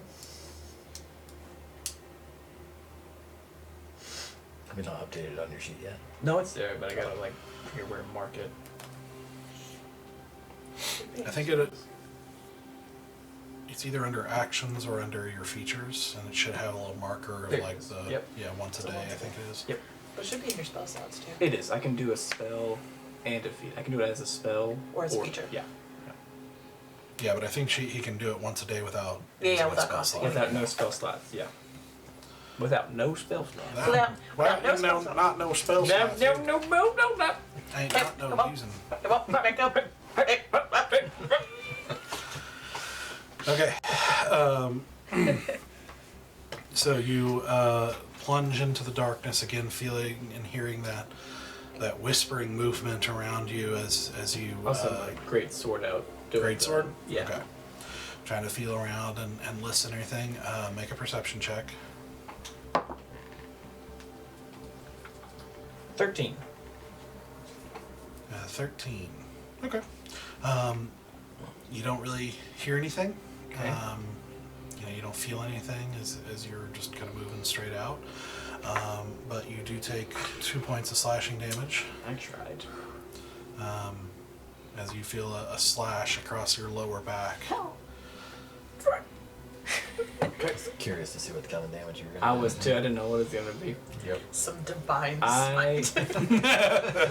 30 No. Yeah. Just You get- die. Yes. What? Just get racked on some holy But I'm power. invisible. I've gone. Doesn't seem to be making a I difference know. here. No, you. Yeah, I was trying something. Yeah, makes sense. I'll keep straight. Keep going right until, again, like 30 feet at a time until the rope gets taut. Okay.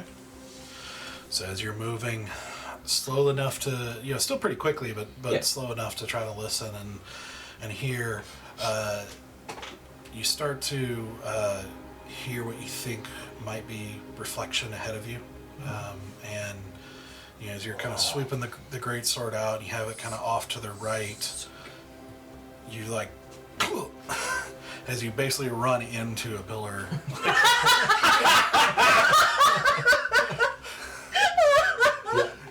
That tracks. That tracks. You're like 8 feet. That would be like right. Oh, pelvis. Yeah, I will. I assume there's a rune there. I'll pick it up.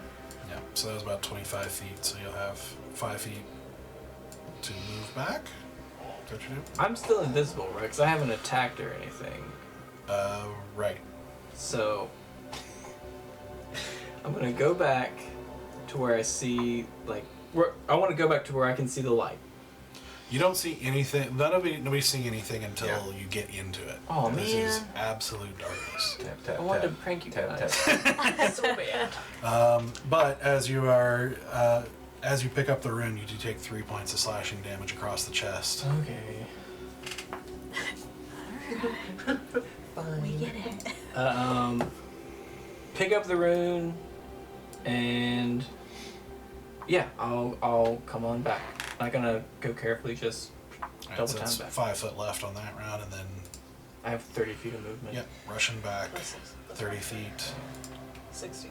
Yeah, but I didn't go that far. 30 feet. You take 3 more points of slashing damage on your way in, but you do plunge back into the light, I will. successfully holding it. Oh dang! All right, he's gonna drop the rope and be like, Sir would have stabbed you. Did you go silently into the dying light?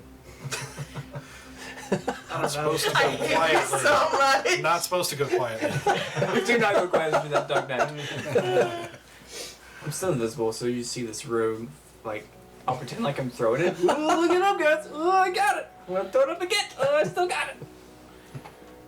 No one's. All right, fine. Trying to make you all see little tits right now. I'm just trying to lighten the mood a little bit. Hey.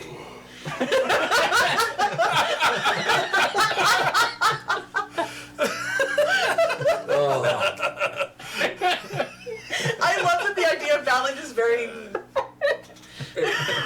Respect. Give me the finger gun, Yeah. the finger crossbows.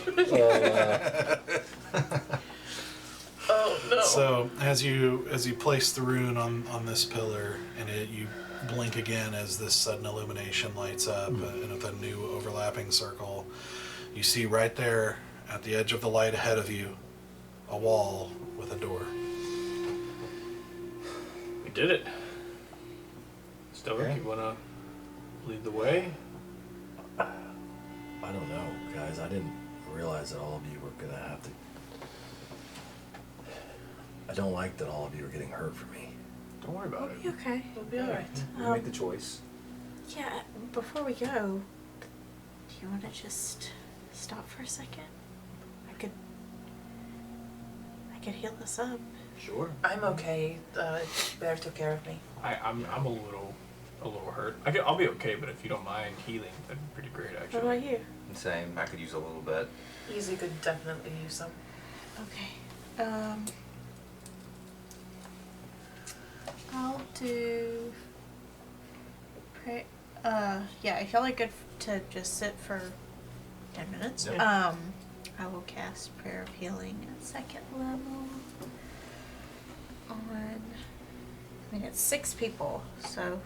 If I'm you, at max Might right as well now. get us- Someone can give me more Are than you? max. You're not even maxed. No, I can use 2 points. Okay.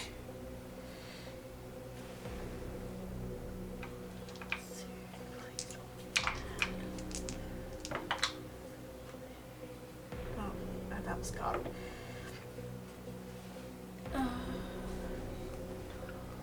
So 17 to Dang. anyone that Sweet. needed anything. And that takes you about 10 minutes, you said? Yeah. While you're doing, like, preparing, I'm gonna Yeah. walk over to Stoic. Are you alright? I know this is You like... hear this disembodied voice suddenly next to you. Yeah, I'm still invisible. I had a It's feeling- Bear, by the way, so... I had a feeling it was you, Bear. Bear. honest with you, I don't know. I mean, I don't know what other trials they're going to put in front of us. But I'm just glad that you all are here with me. Yeah. No, of course. We're here for you, man. We'll be fine. Like I said it earlier, like, we die as one or we succeed as one. I'm honestly fine with those two choices. Well, I'm not. Yeah, I prefer the succeed as one. Well, yeah, obviously, but, you know, as long as we're one, unified. Well, there's nobody else I'd rather be here with. Same. Alright, well, we'll get through this. Yeah. Thank you, guys. And we're all healed up, right? 10 minutes ago by. We did that? Okay, then I approach the door. Okay. So you approach the door and it opens before you get there. And No. you cross over as the rest of you follow. Zenoa, you find yourself the last person to cross, to enter as they all sort of disappear in darkness. And right as you're about to enter the door, you feel again this cold breeze and this smell of snow. And you almost swear you see like a few snowflakes like in front of your vision going to the right, and you look, and there at the edge of the light where it wasn't before is another door. And you see some of these snowflakes kind of drifting into this door.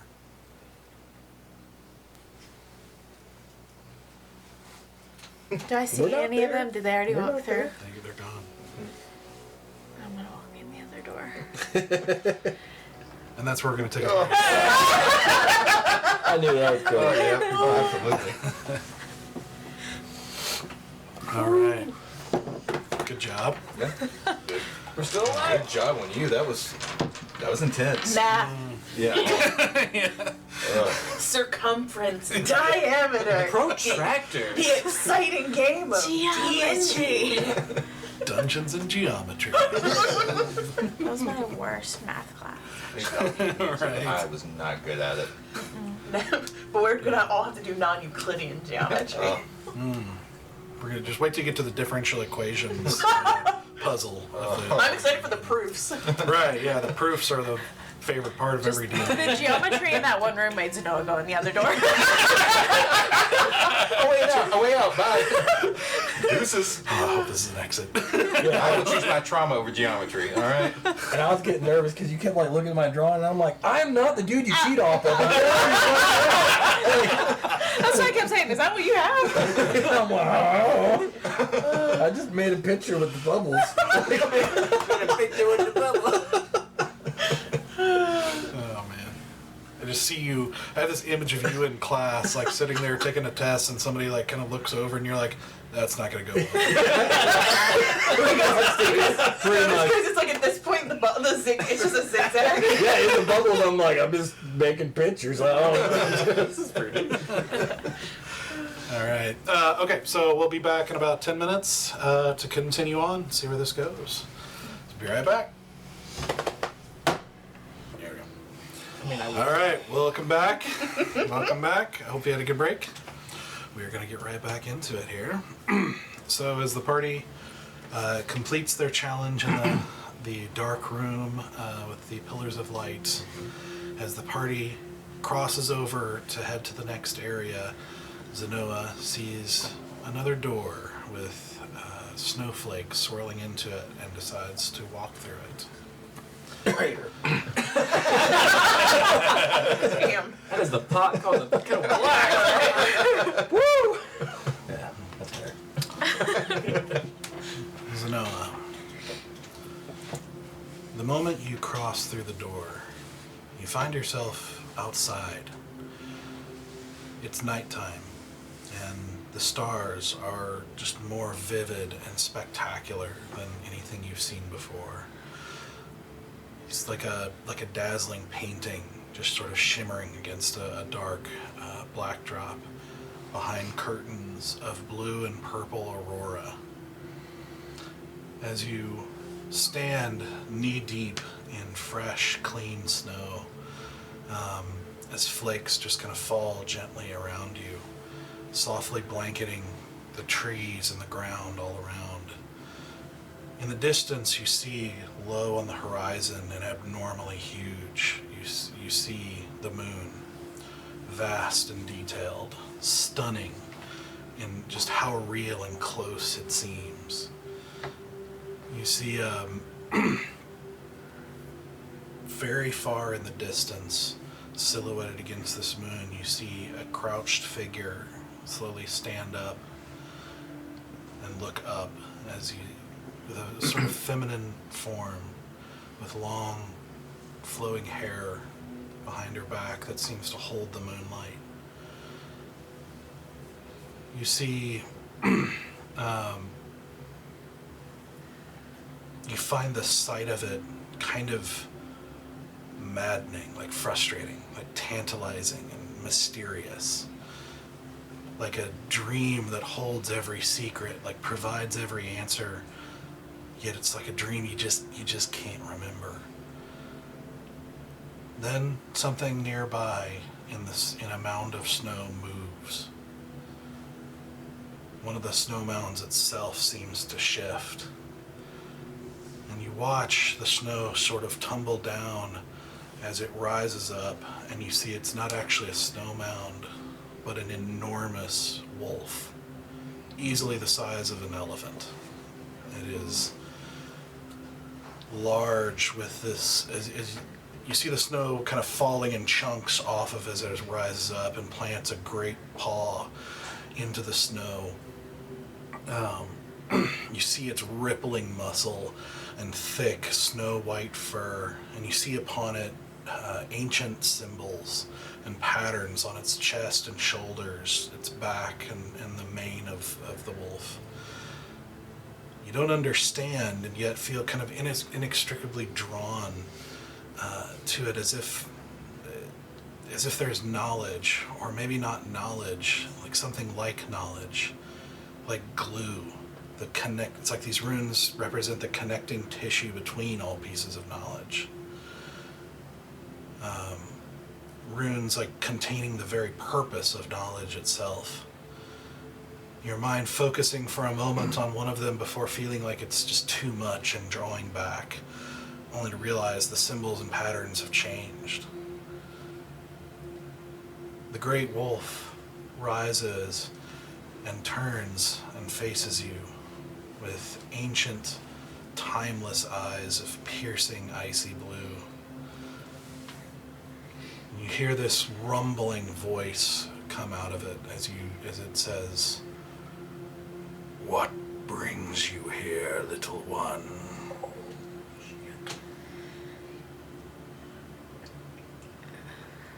I just want to know who she is.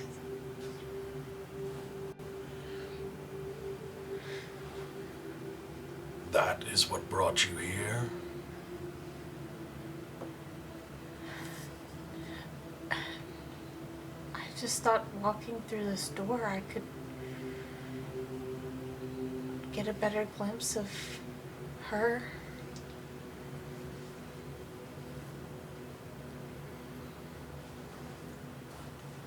Is that figure still in, like, far back? Mm-hmm. Is that her? To know her, you will have to know yourself. You came here to help another, but to help, you must be helped. You have been given thin hair in place of fur, cold light in place of warm fire, dull nubs in place of claws, gums without teeth, illusion instead of muscle. It is a cold world, little one. You will know life, but first, You must die.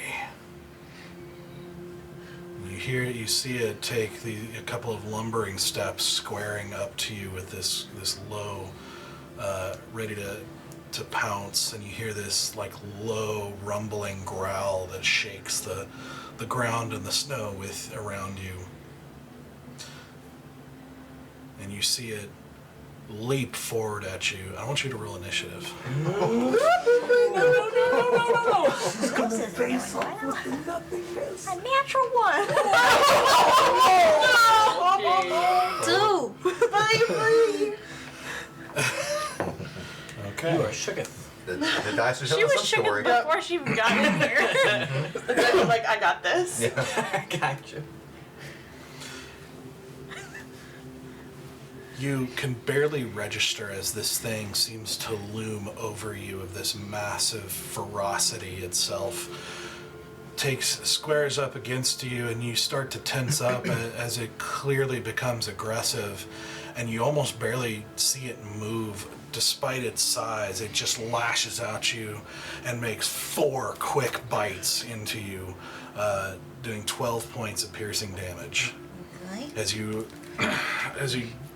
reel from the shock of this fast attack, as you look down as blood spatters the clean snow around you. What would you like to do? Was it speaking common to me? Mm-hmm. You hear it right after you hear it say, "Fight! The blizzard is relentless, so you must be."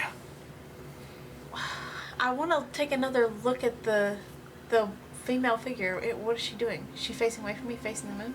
She hasn't moved. She's just you kind of see her from side profile, just looking up.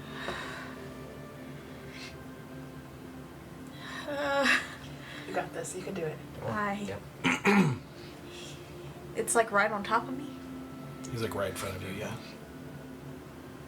I cast Spirit Guardians. Okay. And I would like to. I've never cast that before, but if I cast it, I'd like it to kind of look almost an honor Vildress. If it's coming from her, almost look like cosmic, like stars around me. She's in a snow globe. Oh. When you said there was a mound coming, I was like, oh my gosh, it's the North Pole coming. Okay. I've never cast this before. Okay. Does it attack immediately? Yeah, Okay. it's as soon as he's in that area of effect, yeah. Okay, it's a wisdom saving throw. Okay. Of? That's a great question. 16. That's a pass. Okay. Save. Only takes half. Yeah, come on. Get it. 15. So half 15. 7. 15? 7. 7, yeah. That's a mean spell for a one-on-one. Yeah, he's right. And then So as you do this, you see swirling in around you. You start to see like a mixture of shooting stars and comets, like starting to swirl around you and start pelting into the wolf. and as a bonus action, I'd like to have spiritual weapon. Okay. Come on, girl. Again, seeing that wicked-looking, almost ritual dagger type weapon materialize in the air. What? Spiritual weapon isn't good. I was like, whoa. I believe Spiritual Guardians is. Yeah. Yes, it is. And I will swing with that. Come on. I'm fighting a giant wolf. 17. 17. Yes. Hits. No. Okay. Oh. Alright, well. Plan B. So as you slash down with the spiritual dagger, you see the wolf again with this surprising quickness, seem to shift, dodging it and almost moving with the stars, the swirl of the stars around you, like just kind of dodge, duck, and go around towards you, and as you see its great hind leg just rear out and kick you with this enormous force, like sending you across the clearing as you slam into a tree. And you're going to take 13 points of bludgeoning damage. I'm coming out of this one, boys. As you kind of crumple down onto your knees, like feeling cracked ribs, as the air is getting colder and the snow more intense. As you hear him say, "Get up, little one. Winter comes whether you're ready or not." I don't recognize the voice of the wolf, do I? Okay. It's my turn. Yes. Well, doesn't he start, if he starts his turn, doesn't he also have to roll again? He kicked. How does spiritual guard? Does it follow me? Yes. Or does I it say in believe I place? know it locks in a place. It locks in a spot, right? Oh, his- No, I believe that's okay. there's a difference between his Yeah. radiance. Oh, and gotcha, and gotcha. the- Yeah, but you can move it. So it's surrounding me. Yes, and it Okay. kicked you 20 feet away. So I don't know if that's still in the. No, it's 15 feet. 15-foot sphere.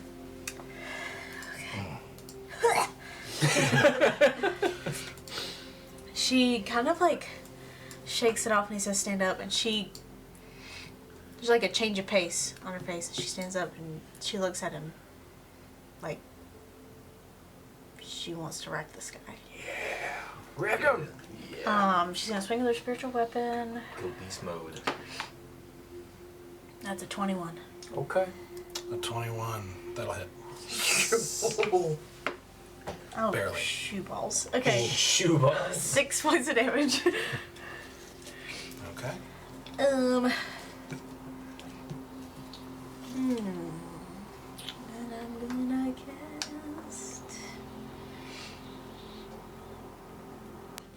Guiding Bolt at first level.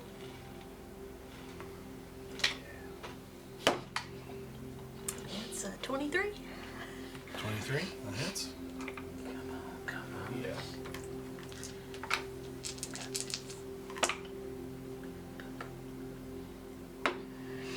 12 points of damage. 12. Yep. Okay.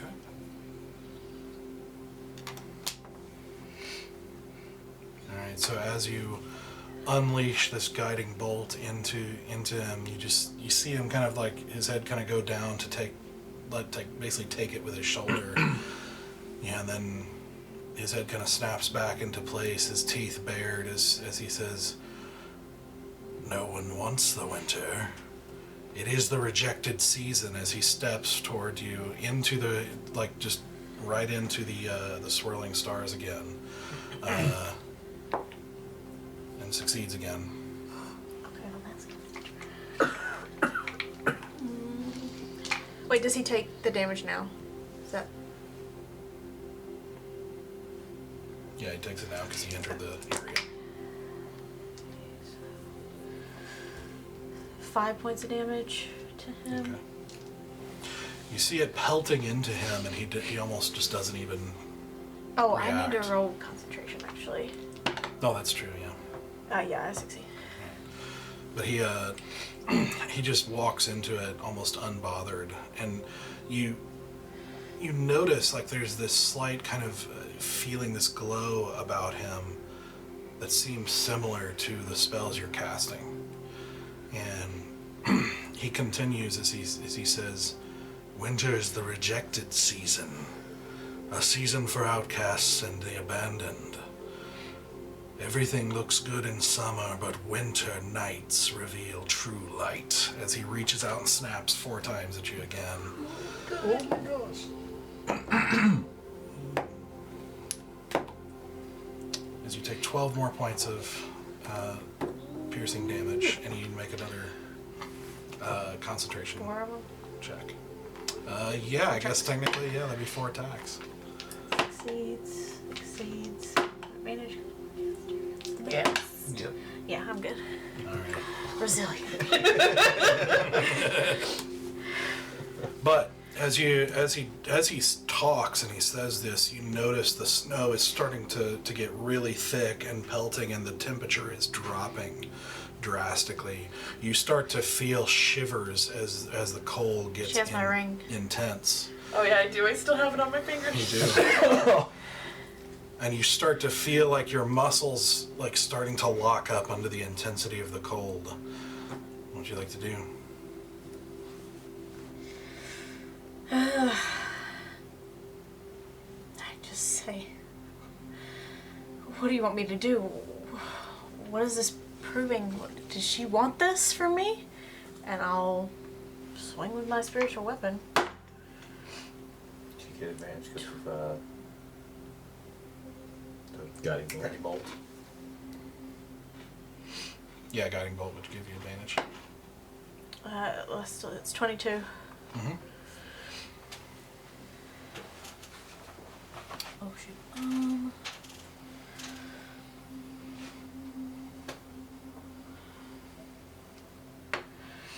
That's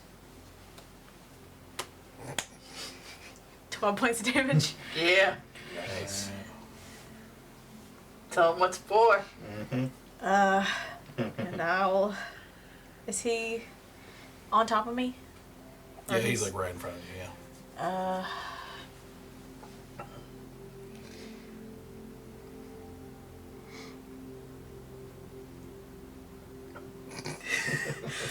Whatever's you're thinking, yep, give it. I need spells from you guys when I come back. I'm gonna. Ugh. I'm gonna cast Guiding Bolt again. Yeah. First level. Okay. Have a level? First level. Okay. That's a natural one. Okay. As you start to, as the cold is starting to seep into you, as you're just desperately, like just taking these hits and desperately lashing out, you know, just in desperation, releasing a spell that just kind of arcs off into the night. You know, he continues as he says, yeah, as you asked him that question, he says, the cold solidifies your character, and he slashes and bites out at you again. Makes it clear, bites again. Hardens it against the severity of evil around you, bites you a third time. Like, is just blood is just coming out of you, and it says, teaches you the value of warmth, so that you can show it to others with one last bite. Like basically almost closing on your head and raking outward as you as you fall to your knee, taking. What are you at, by the way? I'm like at a third, 26.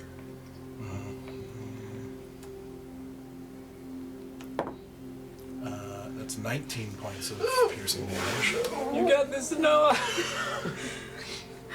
And he says that, and she's thinking, I'm gonna die here. As you see frost like start, creeping all over your armor, and your skin is turning blue. You're finding it very difficult to move at this point. What do you want to do? Spiritual weapon attack. Another natural one. Bye-bye. Oh no. Wow. You try to direct it, but it's like the cold is just so intense, like it's going straight to your core. You're having a hard time directing it.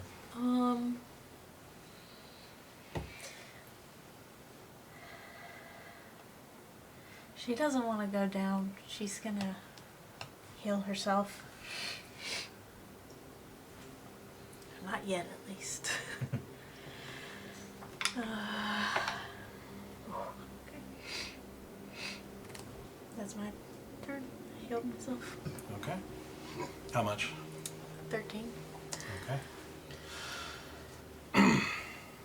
You see him take this looming step, and as he takes a step towards you, the cold somehow gets even more intense.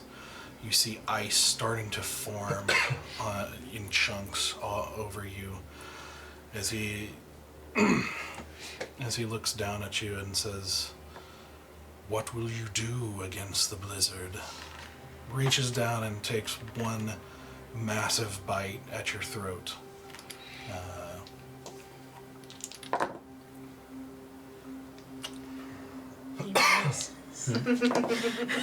Grabs a rock. Crunch. It's 18 points of piercing damage. I'm up. You're still up? Yep. And I need you to make a Constitution saving throw against this cold. You got this. You got this. Natural 20. In Cold like, never bothered her anymore. Freaking. as you're just desperate at this Evan, no. point, and you're just fighting with everything you have, you just are trying. You hear cracks of ice cracking as you're trying to free yourself from this cold that is just taking over you. As you look up at this wolf with your own blood just dripping out of its teeth, what do you do? I'm gonna look at the wolf. I'm gonna look back at that figure. And I'm not gonna do anything. I'm just gonna let the cold take me. Okay. So as you do, he doesn't move towards you. As you feel the cold, the ice slowly encasing you, you hear him say, the weight of it actually tips you over until you fall, like kind of almost face first into the snow, like just like the edge of your eye above it, just enough to kind of see the looming shape of him in your peripheral, as you hear him say, "What will keep you warm against the freeze?" As you lock up, completely unable to move, completely encased in ice, except for this eye that's just over the surface, as you feel it completely take you. As the blizzard continues to swirl and get darker, the numbness takes you as you surpass even shivering. You have trouble seeing. You don't know if he's still there or not. If you've been abandoned in this place, all you hear is wind and the absolute cold permeating you down to the very core. And you don't know how long you lay there. Maybe a moment, maybe a minute, maybe years. Maybe you've always been there. And then in the periphery, you see a silhouette walking softly over to you. Your eye desperately trying to see, but it just stays just out of sight. As you feel a hand touch your cheek. These words come kind of unbidden from your mind as a memory of the one who first introduced you to Ildris, of her voice saying, "Her touch makes fools of us all." And as soon as this hand touches you, you instantly feel as if everything you ever said, thought, or did was full of foolishness. As if everything you thought was clever was just dull. Every good deed was so poorly done as to be laughable. Like everything you've ever accomplished was just child scribbles. The pride you used to have in your accomplishments back home and the way you were praised and the kind of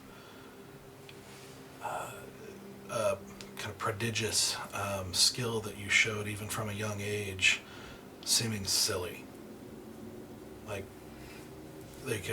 just like I said, like scribbles on a page, and calling it art.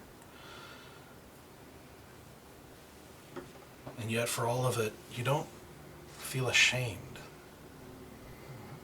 Somehow you feel silly, but at peace, as if you can only shake your head in wonder of it. Like you feel foolish, but almost like that realization is somehow freeing you. And for that briefest of moments, arrogance isn't even possible. Yet you know that anything you could hope for in the future would be foolish and insufficient. What do you do? What are you thinking?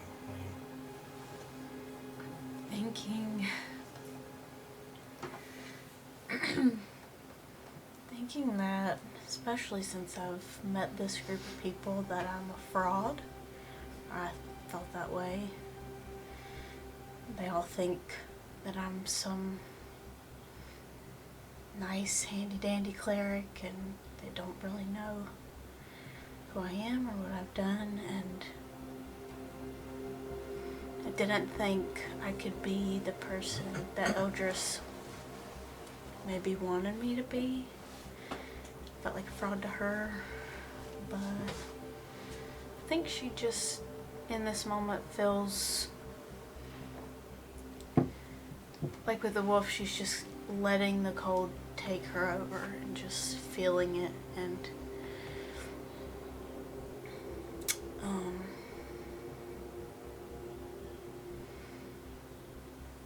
coming to terms with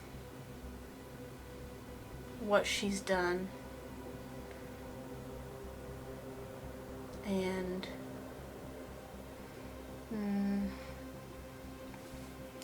the transition of faiths that she had, like faith that she did have, and there's like a transaction almost right now in this moment, and like release in that. As you think about these things kind of juxtaposed against this feeling of foolishness and feeling like this transition, and yet at a loss for what to do and where to go, and like, is there a path to being real, like to being the real thing? That you feel like a fraud, and you just, everything you've ever done is foolishness, so what hope is there for you to figure this out? As you feel this hand on the side of your face, and the fingers sort of gently brush some hair off of your forehead, and you hear her voice say, "Don't worry, I will teach you." There in the periphery behind, in the distance, you see the wolf raise its head and howl. A howl that transcends the land and ripples outward across the world, and your vision follows it rapidly across mountains and rivers and plains and forests, animals and people, to a forest far to the north. Ancient, a place of power and mystery, a destination. Find your vision back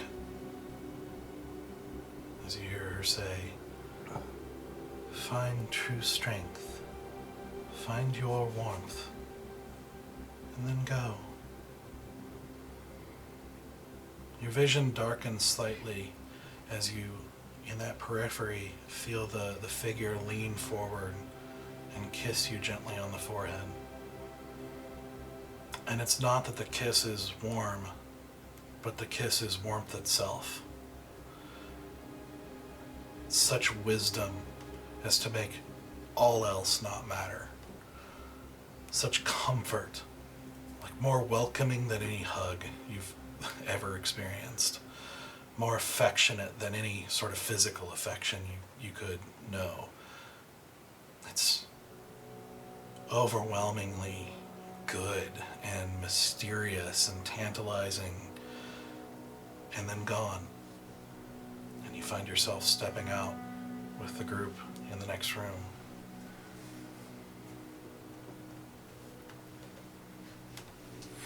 Going back as the group leaves the room, the previous room with the pillars of light. Curiously, Bear, you find yourself the last person to cross. Wait, she was also the last person. Now I'm okay. Yep. And as you do, as you're about to cross through the doorway as well, something catches your eye off to the side. Okay. And as you look and you see what wasn't there before, another door. Okay. And this one, another plain kind of door leading into darkness, but around the edges, like a silvery fire. Interesting. Okay. Yeah, I mean, I'll walk through it. Duh. Deuces. You walk, crossing through the doorway, and you keep walking into pitch black. Nothing. Just black and silence. Your footsteps sort of unnaturally loud. Your own heartbeat pounding. Mm-hmm. All of it fading without echo into the void. You feel warmth sapped from you, as if life itself is being drained. But as you walk, you eventually, and you don't know how long you walked. It feels like a very long time. But then ahead of you, you see just the slightest pinprick, like a star. Just the faintest of light, and then by that tiniest of starlight, you start to see just the faintest silhouette of a feminine figure walking in front of you, seeming to lead you. Okay. Didn't even realize you were being led, but you somehow feel like ever since you walked through the door, you've been following her without even knowing she was there. Mm. Is she familiar at all? She does seem familiar, but it's odd. Like it's like dancing, like again, like a dream you can't quite remember. Yeah.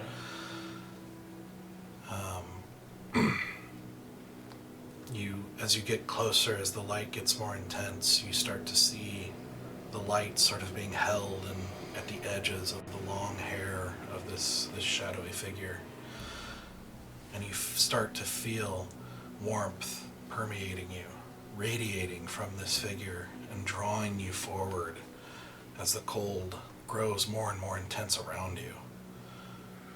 But there's no doubt if you did not have this source of warmth, you would instantly die here, alone and despairing in the dark. And you feel like that's somehow important. It's not that she's like a walking fireplace. It's that you're not alone. The warmth of a large family of brothers and sisters and loving parents left behind to plunge into a foreign world without the comfort of clan and kin.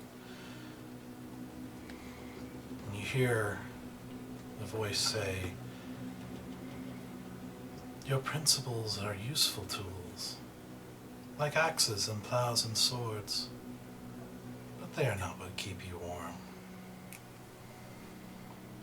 The light grows, and your eyes can feel inextricably drawn to it. You see the figure sort of fade a little bit to the side, just into your periphery. And you suddenly cross over as the light overtakes you, and you find yourself in this unfathomably enormous room with almost like kind of like a stadium, in that it's open at the top with stars and galaxies and everything above it. And you see all around this room are thrones. Shit. 15 of them. That's stressful. Right? Just talking to one god. You see this room, but as you try to look up, it seems faded and obscured in strange ways, like you can't fully make out anything. You get only the vaguest impression, like there's this shadow sort of over it, preventing you from seeing anything clearly. And you have the distinct impression that this is not a shadow to hide behind, but a shadow that protects you from being undone by whatever would undo you if you were to see it fully. You see that shadow at the periphery, that shadowy figure at the periphery. You see these thrones are arranged in a sort of semicircle, and you get the impression there's something sitting in each one. But the shadow is on the ground. There's a shadowy figure, Uh-huh. which is different than the shadow that seems to be Okay. obscuring everything. Okay, so there's two Yeah. two shadow sources. Sort of, yeah. Like Okay. there's a shadowy figure, which is not the source of this. It's like, and it's only kind of when you don't look at them directly out of the corner of your eye, it just seems like they're just different color lights on each of these thrones. That figure that you had been following, you notice it sort of shift and take up position on one of them. Uh-huh. High above these thrones, you see these lights seeming to coalesce into one bright silvery blaze at the top. But then your eye is drawn down as you see on the ground this vast amount of floor. Like, you have no idea how big this is. This is huge. On this floor, in the middle of this circle of thrones, you just see thousands and thousands of small white tents. Outside of each tent is a fire pit. And outside of some of these tents stand sad and angry people. But they're few. There are even a few of those who are desperately trying to wake those inside the tent, or to at least wake them up long enough to give them the flint and tinder that the people asleep in the tents have. And the air is growing colder. You know winter's going to arrive soon, and these fires must be lit or the sleepers are going to freeze. You find yourself standing beside your own tent, but nothing's in it. Before you is your own unlit fire pit, and it's getting colder. What do you do? And I've checked the tent. Like, I know there's no flint. Like, I don't have anything, right? Yeah, it looks like you do. I do. Yeah, as you check yourself, you find there's actually one in your belt. Okay. Wherever the figure, the lady that I was following, wherever she like coalesced to, I can hold the flint and look up in her direction. Am I to light this fire with the flint? I don't hear anything in the next Yeah, you don't get a response. It just seems to be waiting, watching. slowly bend forward. Okay. It takes you some time, but you finally start to see a spark. After a few sparks shed on the wood, you feel the warmth as the fire starts to grow and blaze up on your fire pit.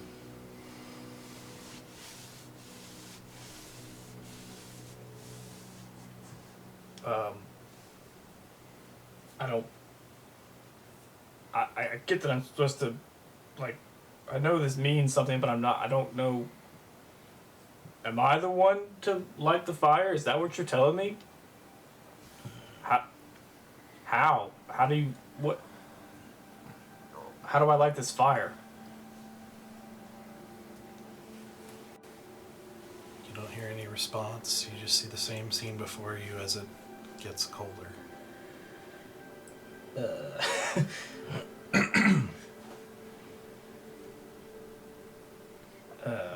Well,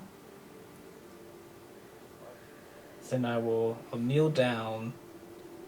I'll do the silver flame salute, put a hand over the medallion.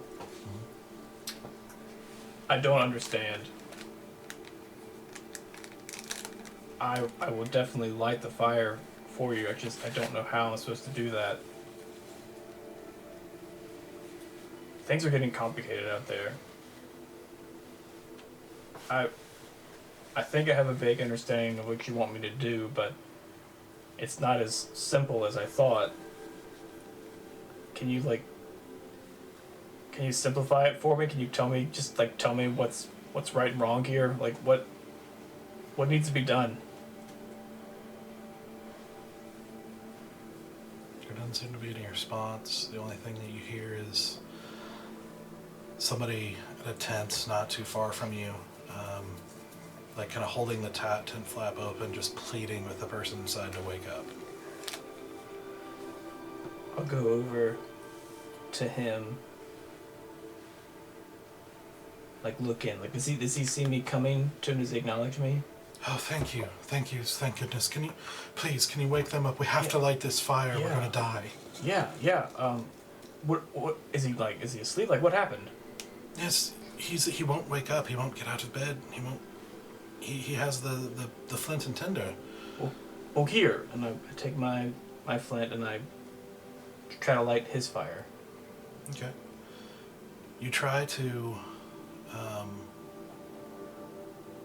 light it yourself with your own flint and tinder, but it doesn't seem to work.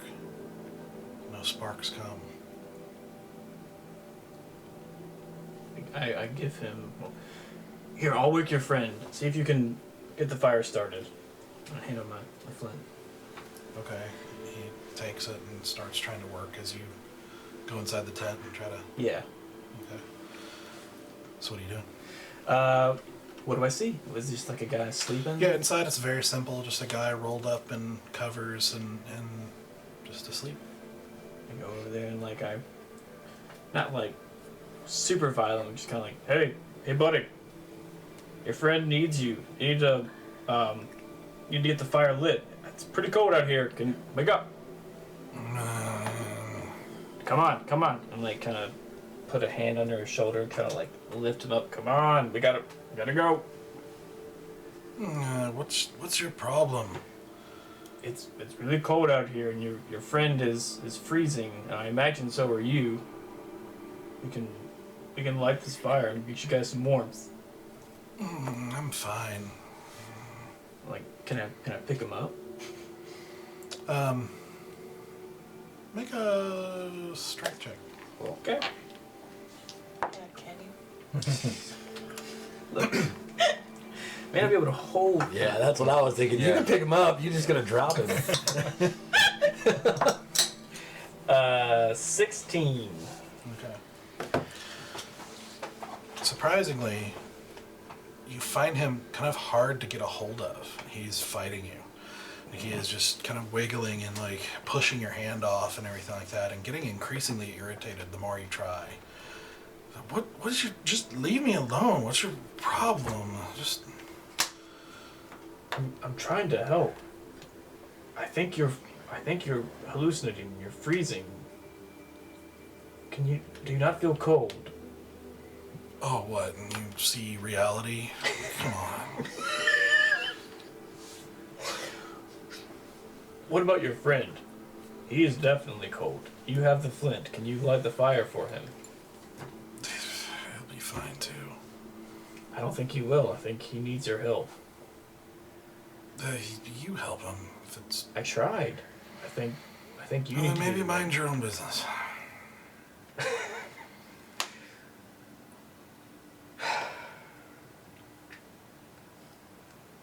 Oh man, I'm really tempted to just punch him in the gut. Murder hobo. What's your name, friend? Who cares? Just. I care. I'm just trying to go to sleep here. Alright, I'm trying to sleep, and you're. I don't know what your problem is. I'm trying to help. Oh, you're not helping. Okay. Can I let him go? Just let him. Can you at least point me in the direction of your flint? That's mine. May I borrow it? No. Please. Go away.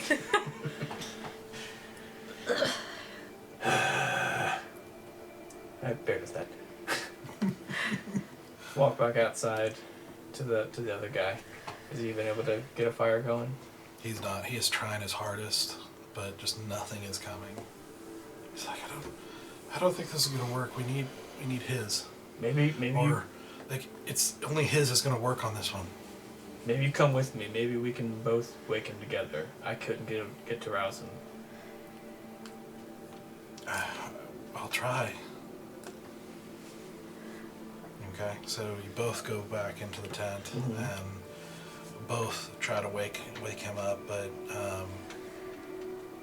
the more you guys try, the more angry this guy becomes, even to the point of aggression. And it's like feeling ganged up on. He just starts lashing out at you and accusing you, and just, what, you think you're better? Just, you're so awake, you're so good with fire, I guess. I don't know, anything about this, so, get out of here. Try one more thing. Maybe. Shoot, I don't have it. Where'd it go? Dang it. I don't have command anymore.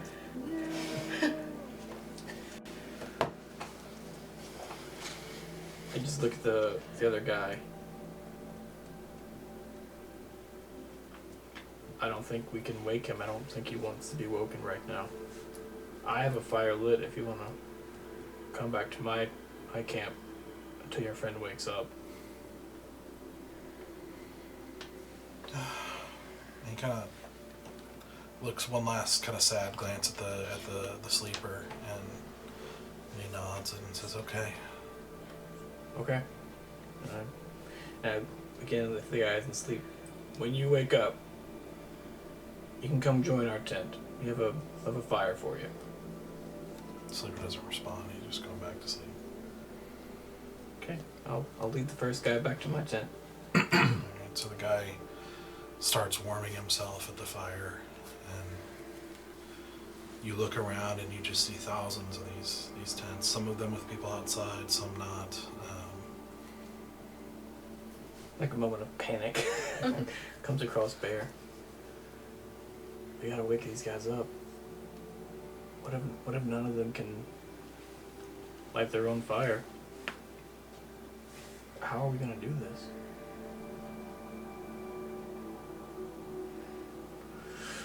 Just like shake it off. Wait here. I'll be back.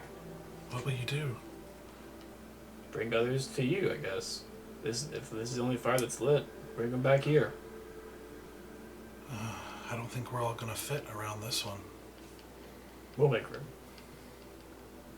We'll figure it out. Okay. So what do you do? Going to the next one, gonna do the same thing. I try to at first light it. If that doesn't work, wake the sleeper, but not try super hard. Like if he's like same guy, bleh, I'll be like, well, come on. There's company and fire back in my tent. So as you do this, your flint and tinder doesn't work on any of them. Occasionally you're able to bring back someone, but it very quickly becomes obvious you are not going to be able to keep everyone warm around this one fire. You're going to have to figure out other fires. And you continue trying to wake some of them up, and you try the next one, and same sort of reaction, just this groggy defiance, like, get away from me, and accusations. The more you press, the more aggressive they become in their resistance. You go to the next one, it's the same thing. You go to the next one, and at first they seem receptive, and they're like, oh yeah, I do need to do that. Yeah, I really should. Yeah, the winter's coming. He basically kind of agrees with everything you're saying, and he starts to get up and everything like that, and stops at the entrance of the tent, and he's like, yeah, I will. I'll be there in a minute. And I think Bear just kind of snaps. And just like smacks in the back of the head. Come on! You're so close. Just... we can do this. That was uncalled for. I'm I'm trying. agreeing with you. What are you snapping at me for? I'm You're sorry. getting aggressive here. I know. Like, there's- Okay. Yep. What is your problem?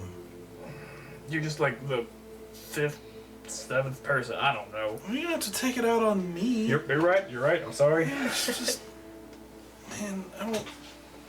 Oh, come on. I don't think I want to do this anymore. And he just goes back to bed. Okay. Okay. Go back outside of his tent. I can still see like the pillars. I mean, what do you want me to do? Like, they don't want to wake up. How? I can't keep putting them around my fire. Please, just. What do you want me to do? Just. What is it? I'm not getting it. As you do, with each failure, you start to feel like a weight on your shoulders. Yeah, just slowly, just getting more and more like frustrated, and my patience runs thinner and thinner with each person. So you go to the next one. And with that waning patience, you work with this one, and with a little bit of time, this one finally slowly starts to wake up and starts to move in the right direction.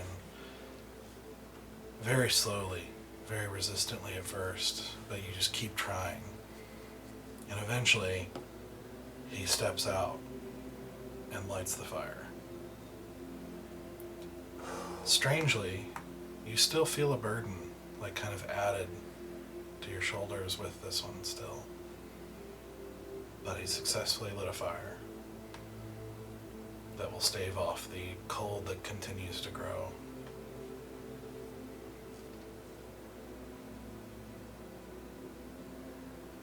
Sound like a crisis. It's never gonna end.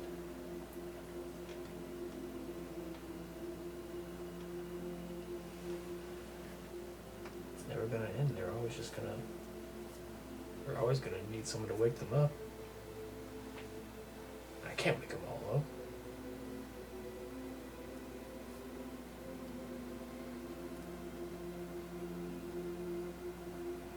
Just look at the guy. What convinced you? Why did you come out? I don't know. I guess your perseverance. I don't have a good answer.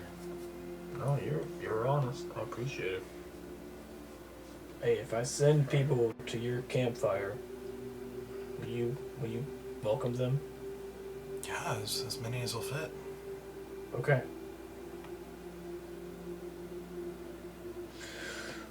Okay. I'm like, I'll be back, or someone will be back, and I get going. So as you continue and you start experimenting and trying different things, and at one point you figured with sometimes you're able to actually like physically take the flint and tinder from the sleeper and give it to one of the people standing outside. And once that's done, you just feel compelled and you basically drag them out of the tent and just kind of throw them out of the firelight completely. Where they stay asleep, surely to die in the impending cold. And each time you do that, you know it had to be done. You know it can't be, they can't cause people's deaths, but still the burden grows.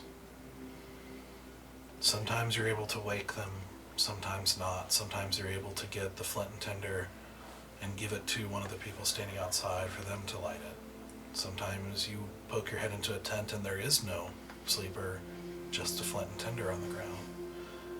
And you're able to use that and light that fire. Slowly, over hours, days, just years of work. You're seeing this across these thousands and thousands of tents, just fires occasionally across this. And every time the weight on your shoulders gets heavier, threatening to crush you at every moment, but never actually doing it.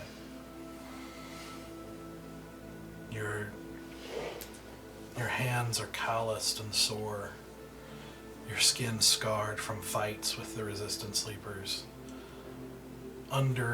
unappreciated or underappreciated by many of the servants that you've helped.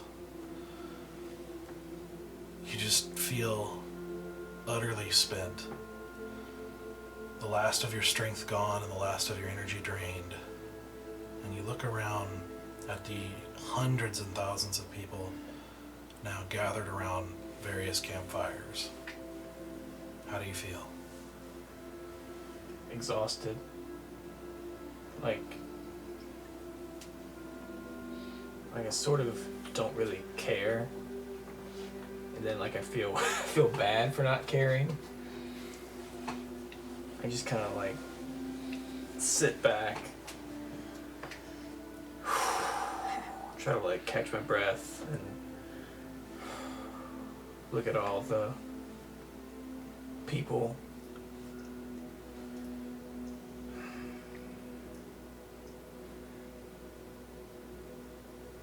Yeah, like, I mean, I wouldn't say, like, I guess the burden is not lifted, but kind of like, there is hope. It can be done. But still, just like, it is more of an uphill battle than I anticipated.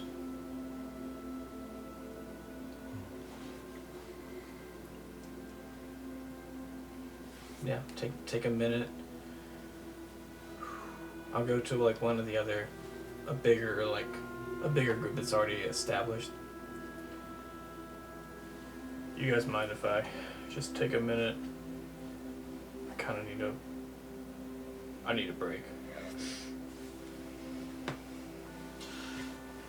As you do, a couple of them turn towards you, and some of them with recognition, and they say, well, of course, come, sit down, brother. Yes, you deserve it.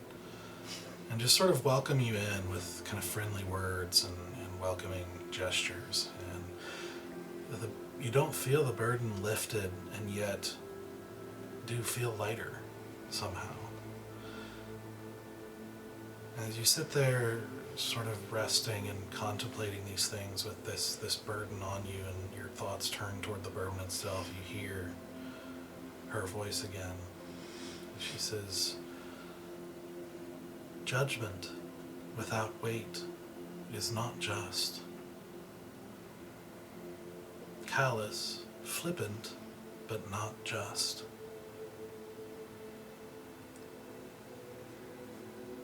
Judgment requires weight.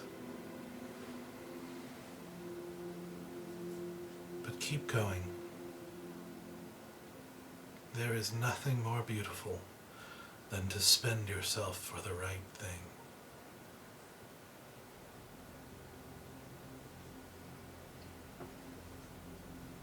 What if I don't have it in me?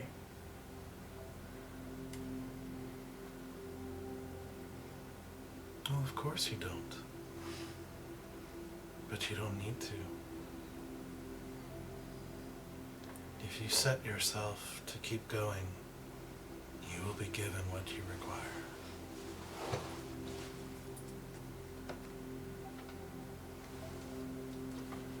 You hear this and you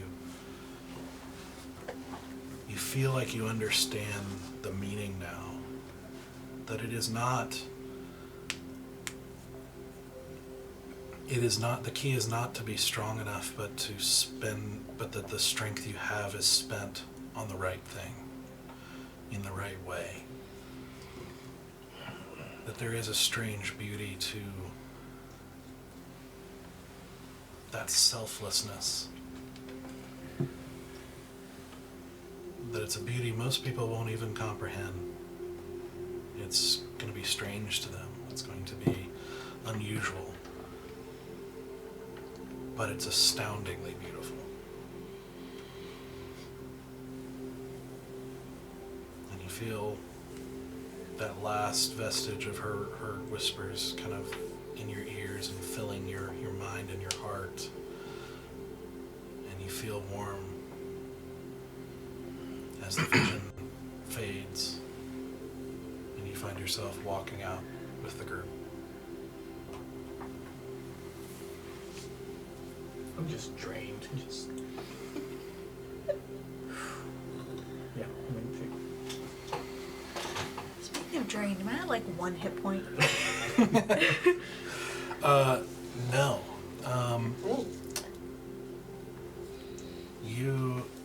I know this is going to be a little bit of work to retcon, but do as if none of that happened. Spell slot wise?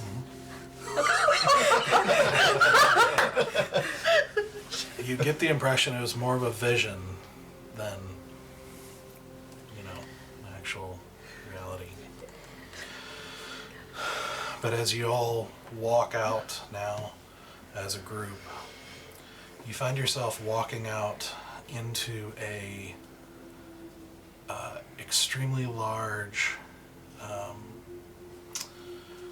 almost like a Colosseum type area like this, or not Colosseum, but a cathedral type area, this long area with stone benches kind of lining and at a semicircular fashion. Eventually, this kind of stone path in front of you, eventually reaching up to a raised stage of sorts. Behind it is an enormous statue of an angel. And you see at the foot of the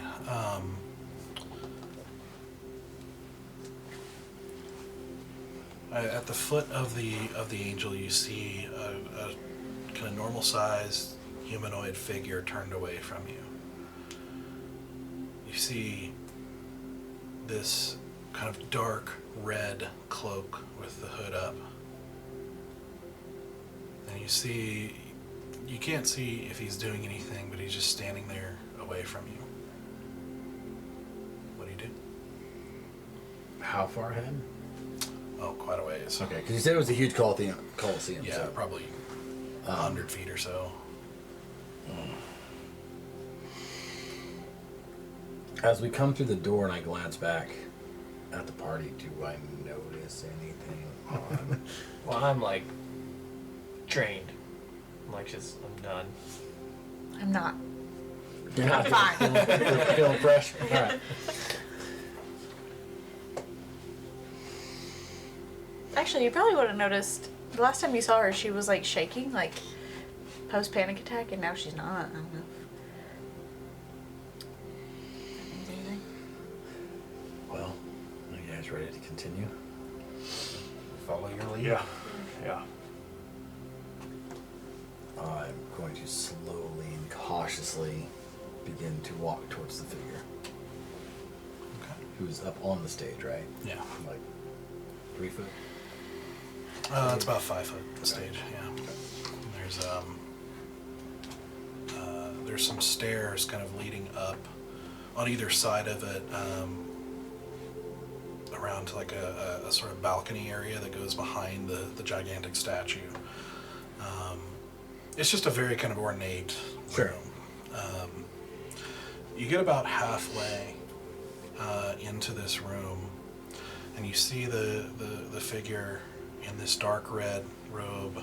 You see its head kind of turn slightly, almost like you caught its attention. And you hear, "I remember you.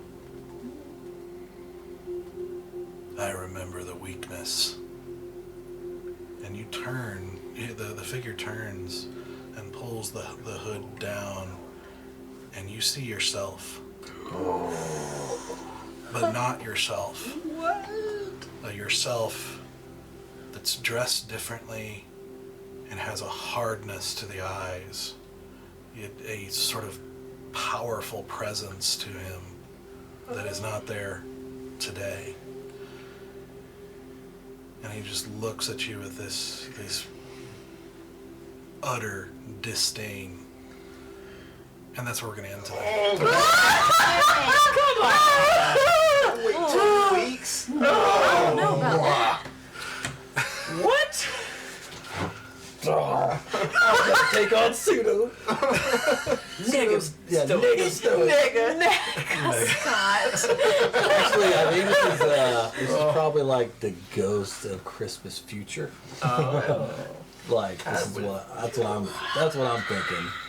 If I continue on my path, I might end up that way, and it doesn't probably. Wait, I thought this was good. like cleric stoic. No, I don't get the feel. He said, "I cleric. remember." Stoic. Remember.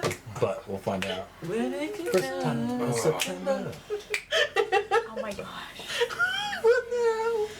Oh, man. I was actually watching clips of Get Over It like 2 days ago. I figure you probably were the only one that was going to get that with me. I appreciate that.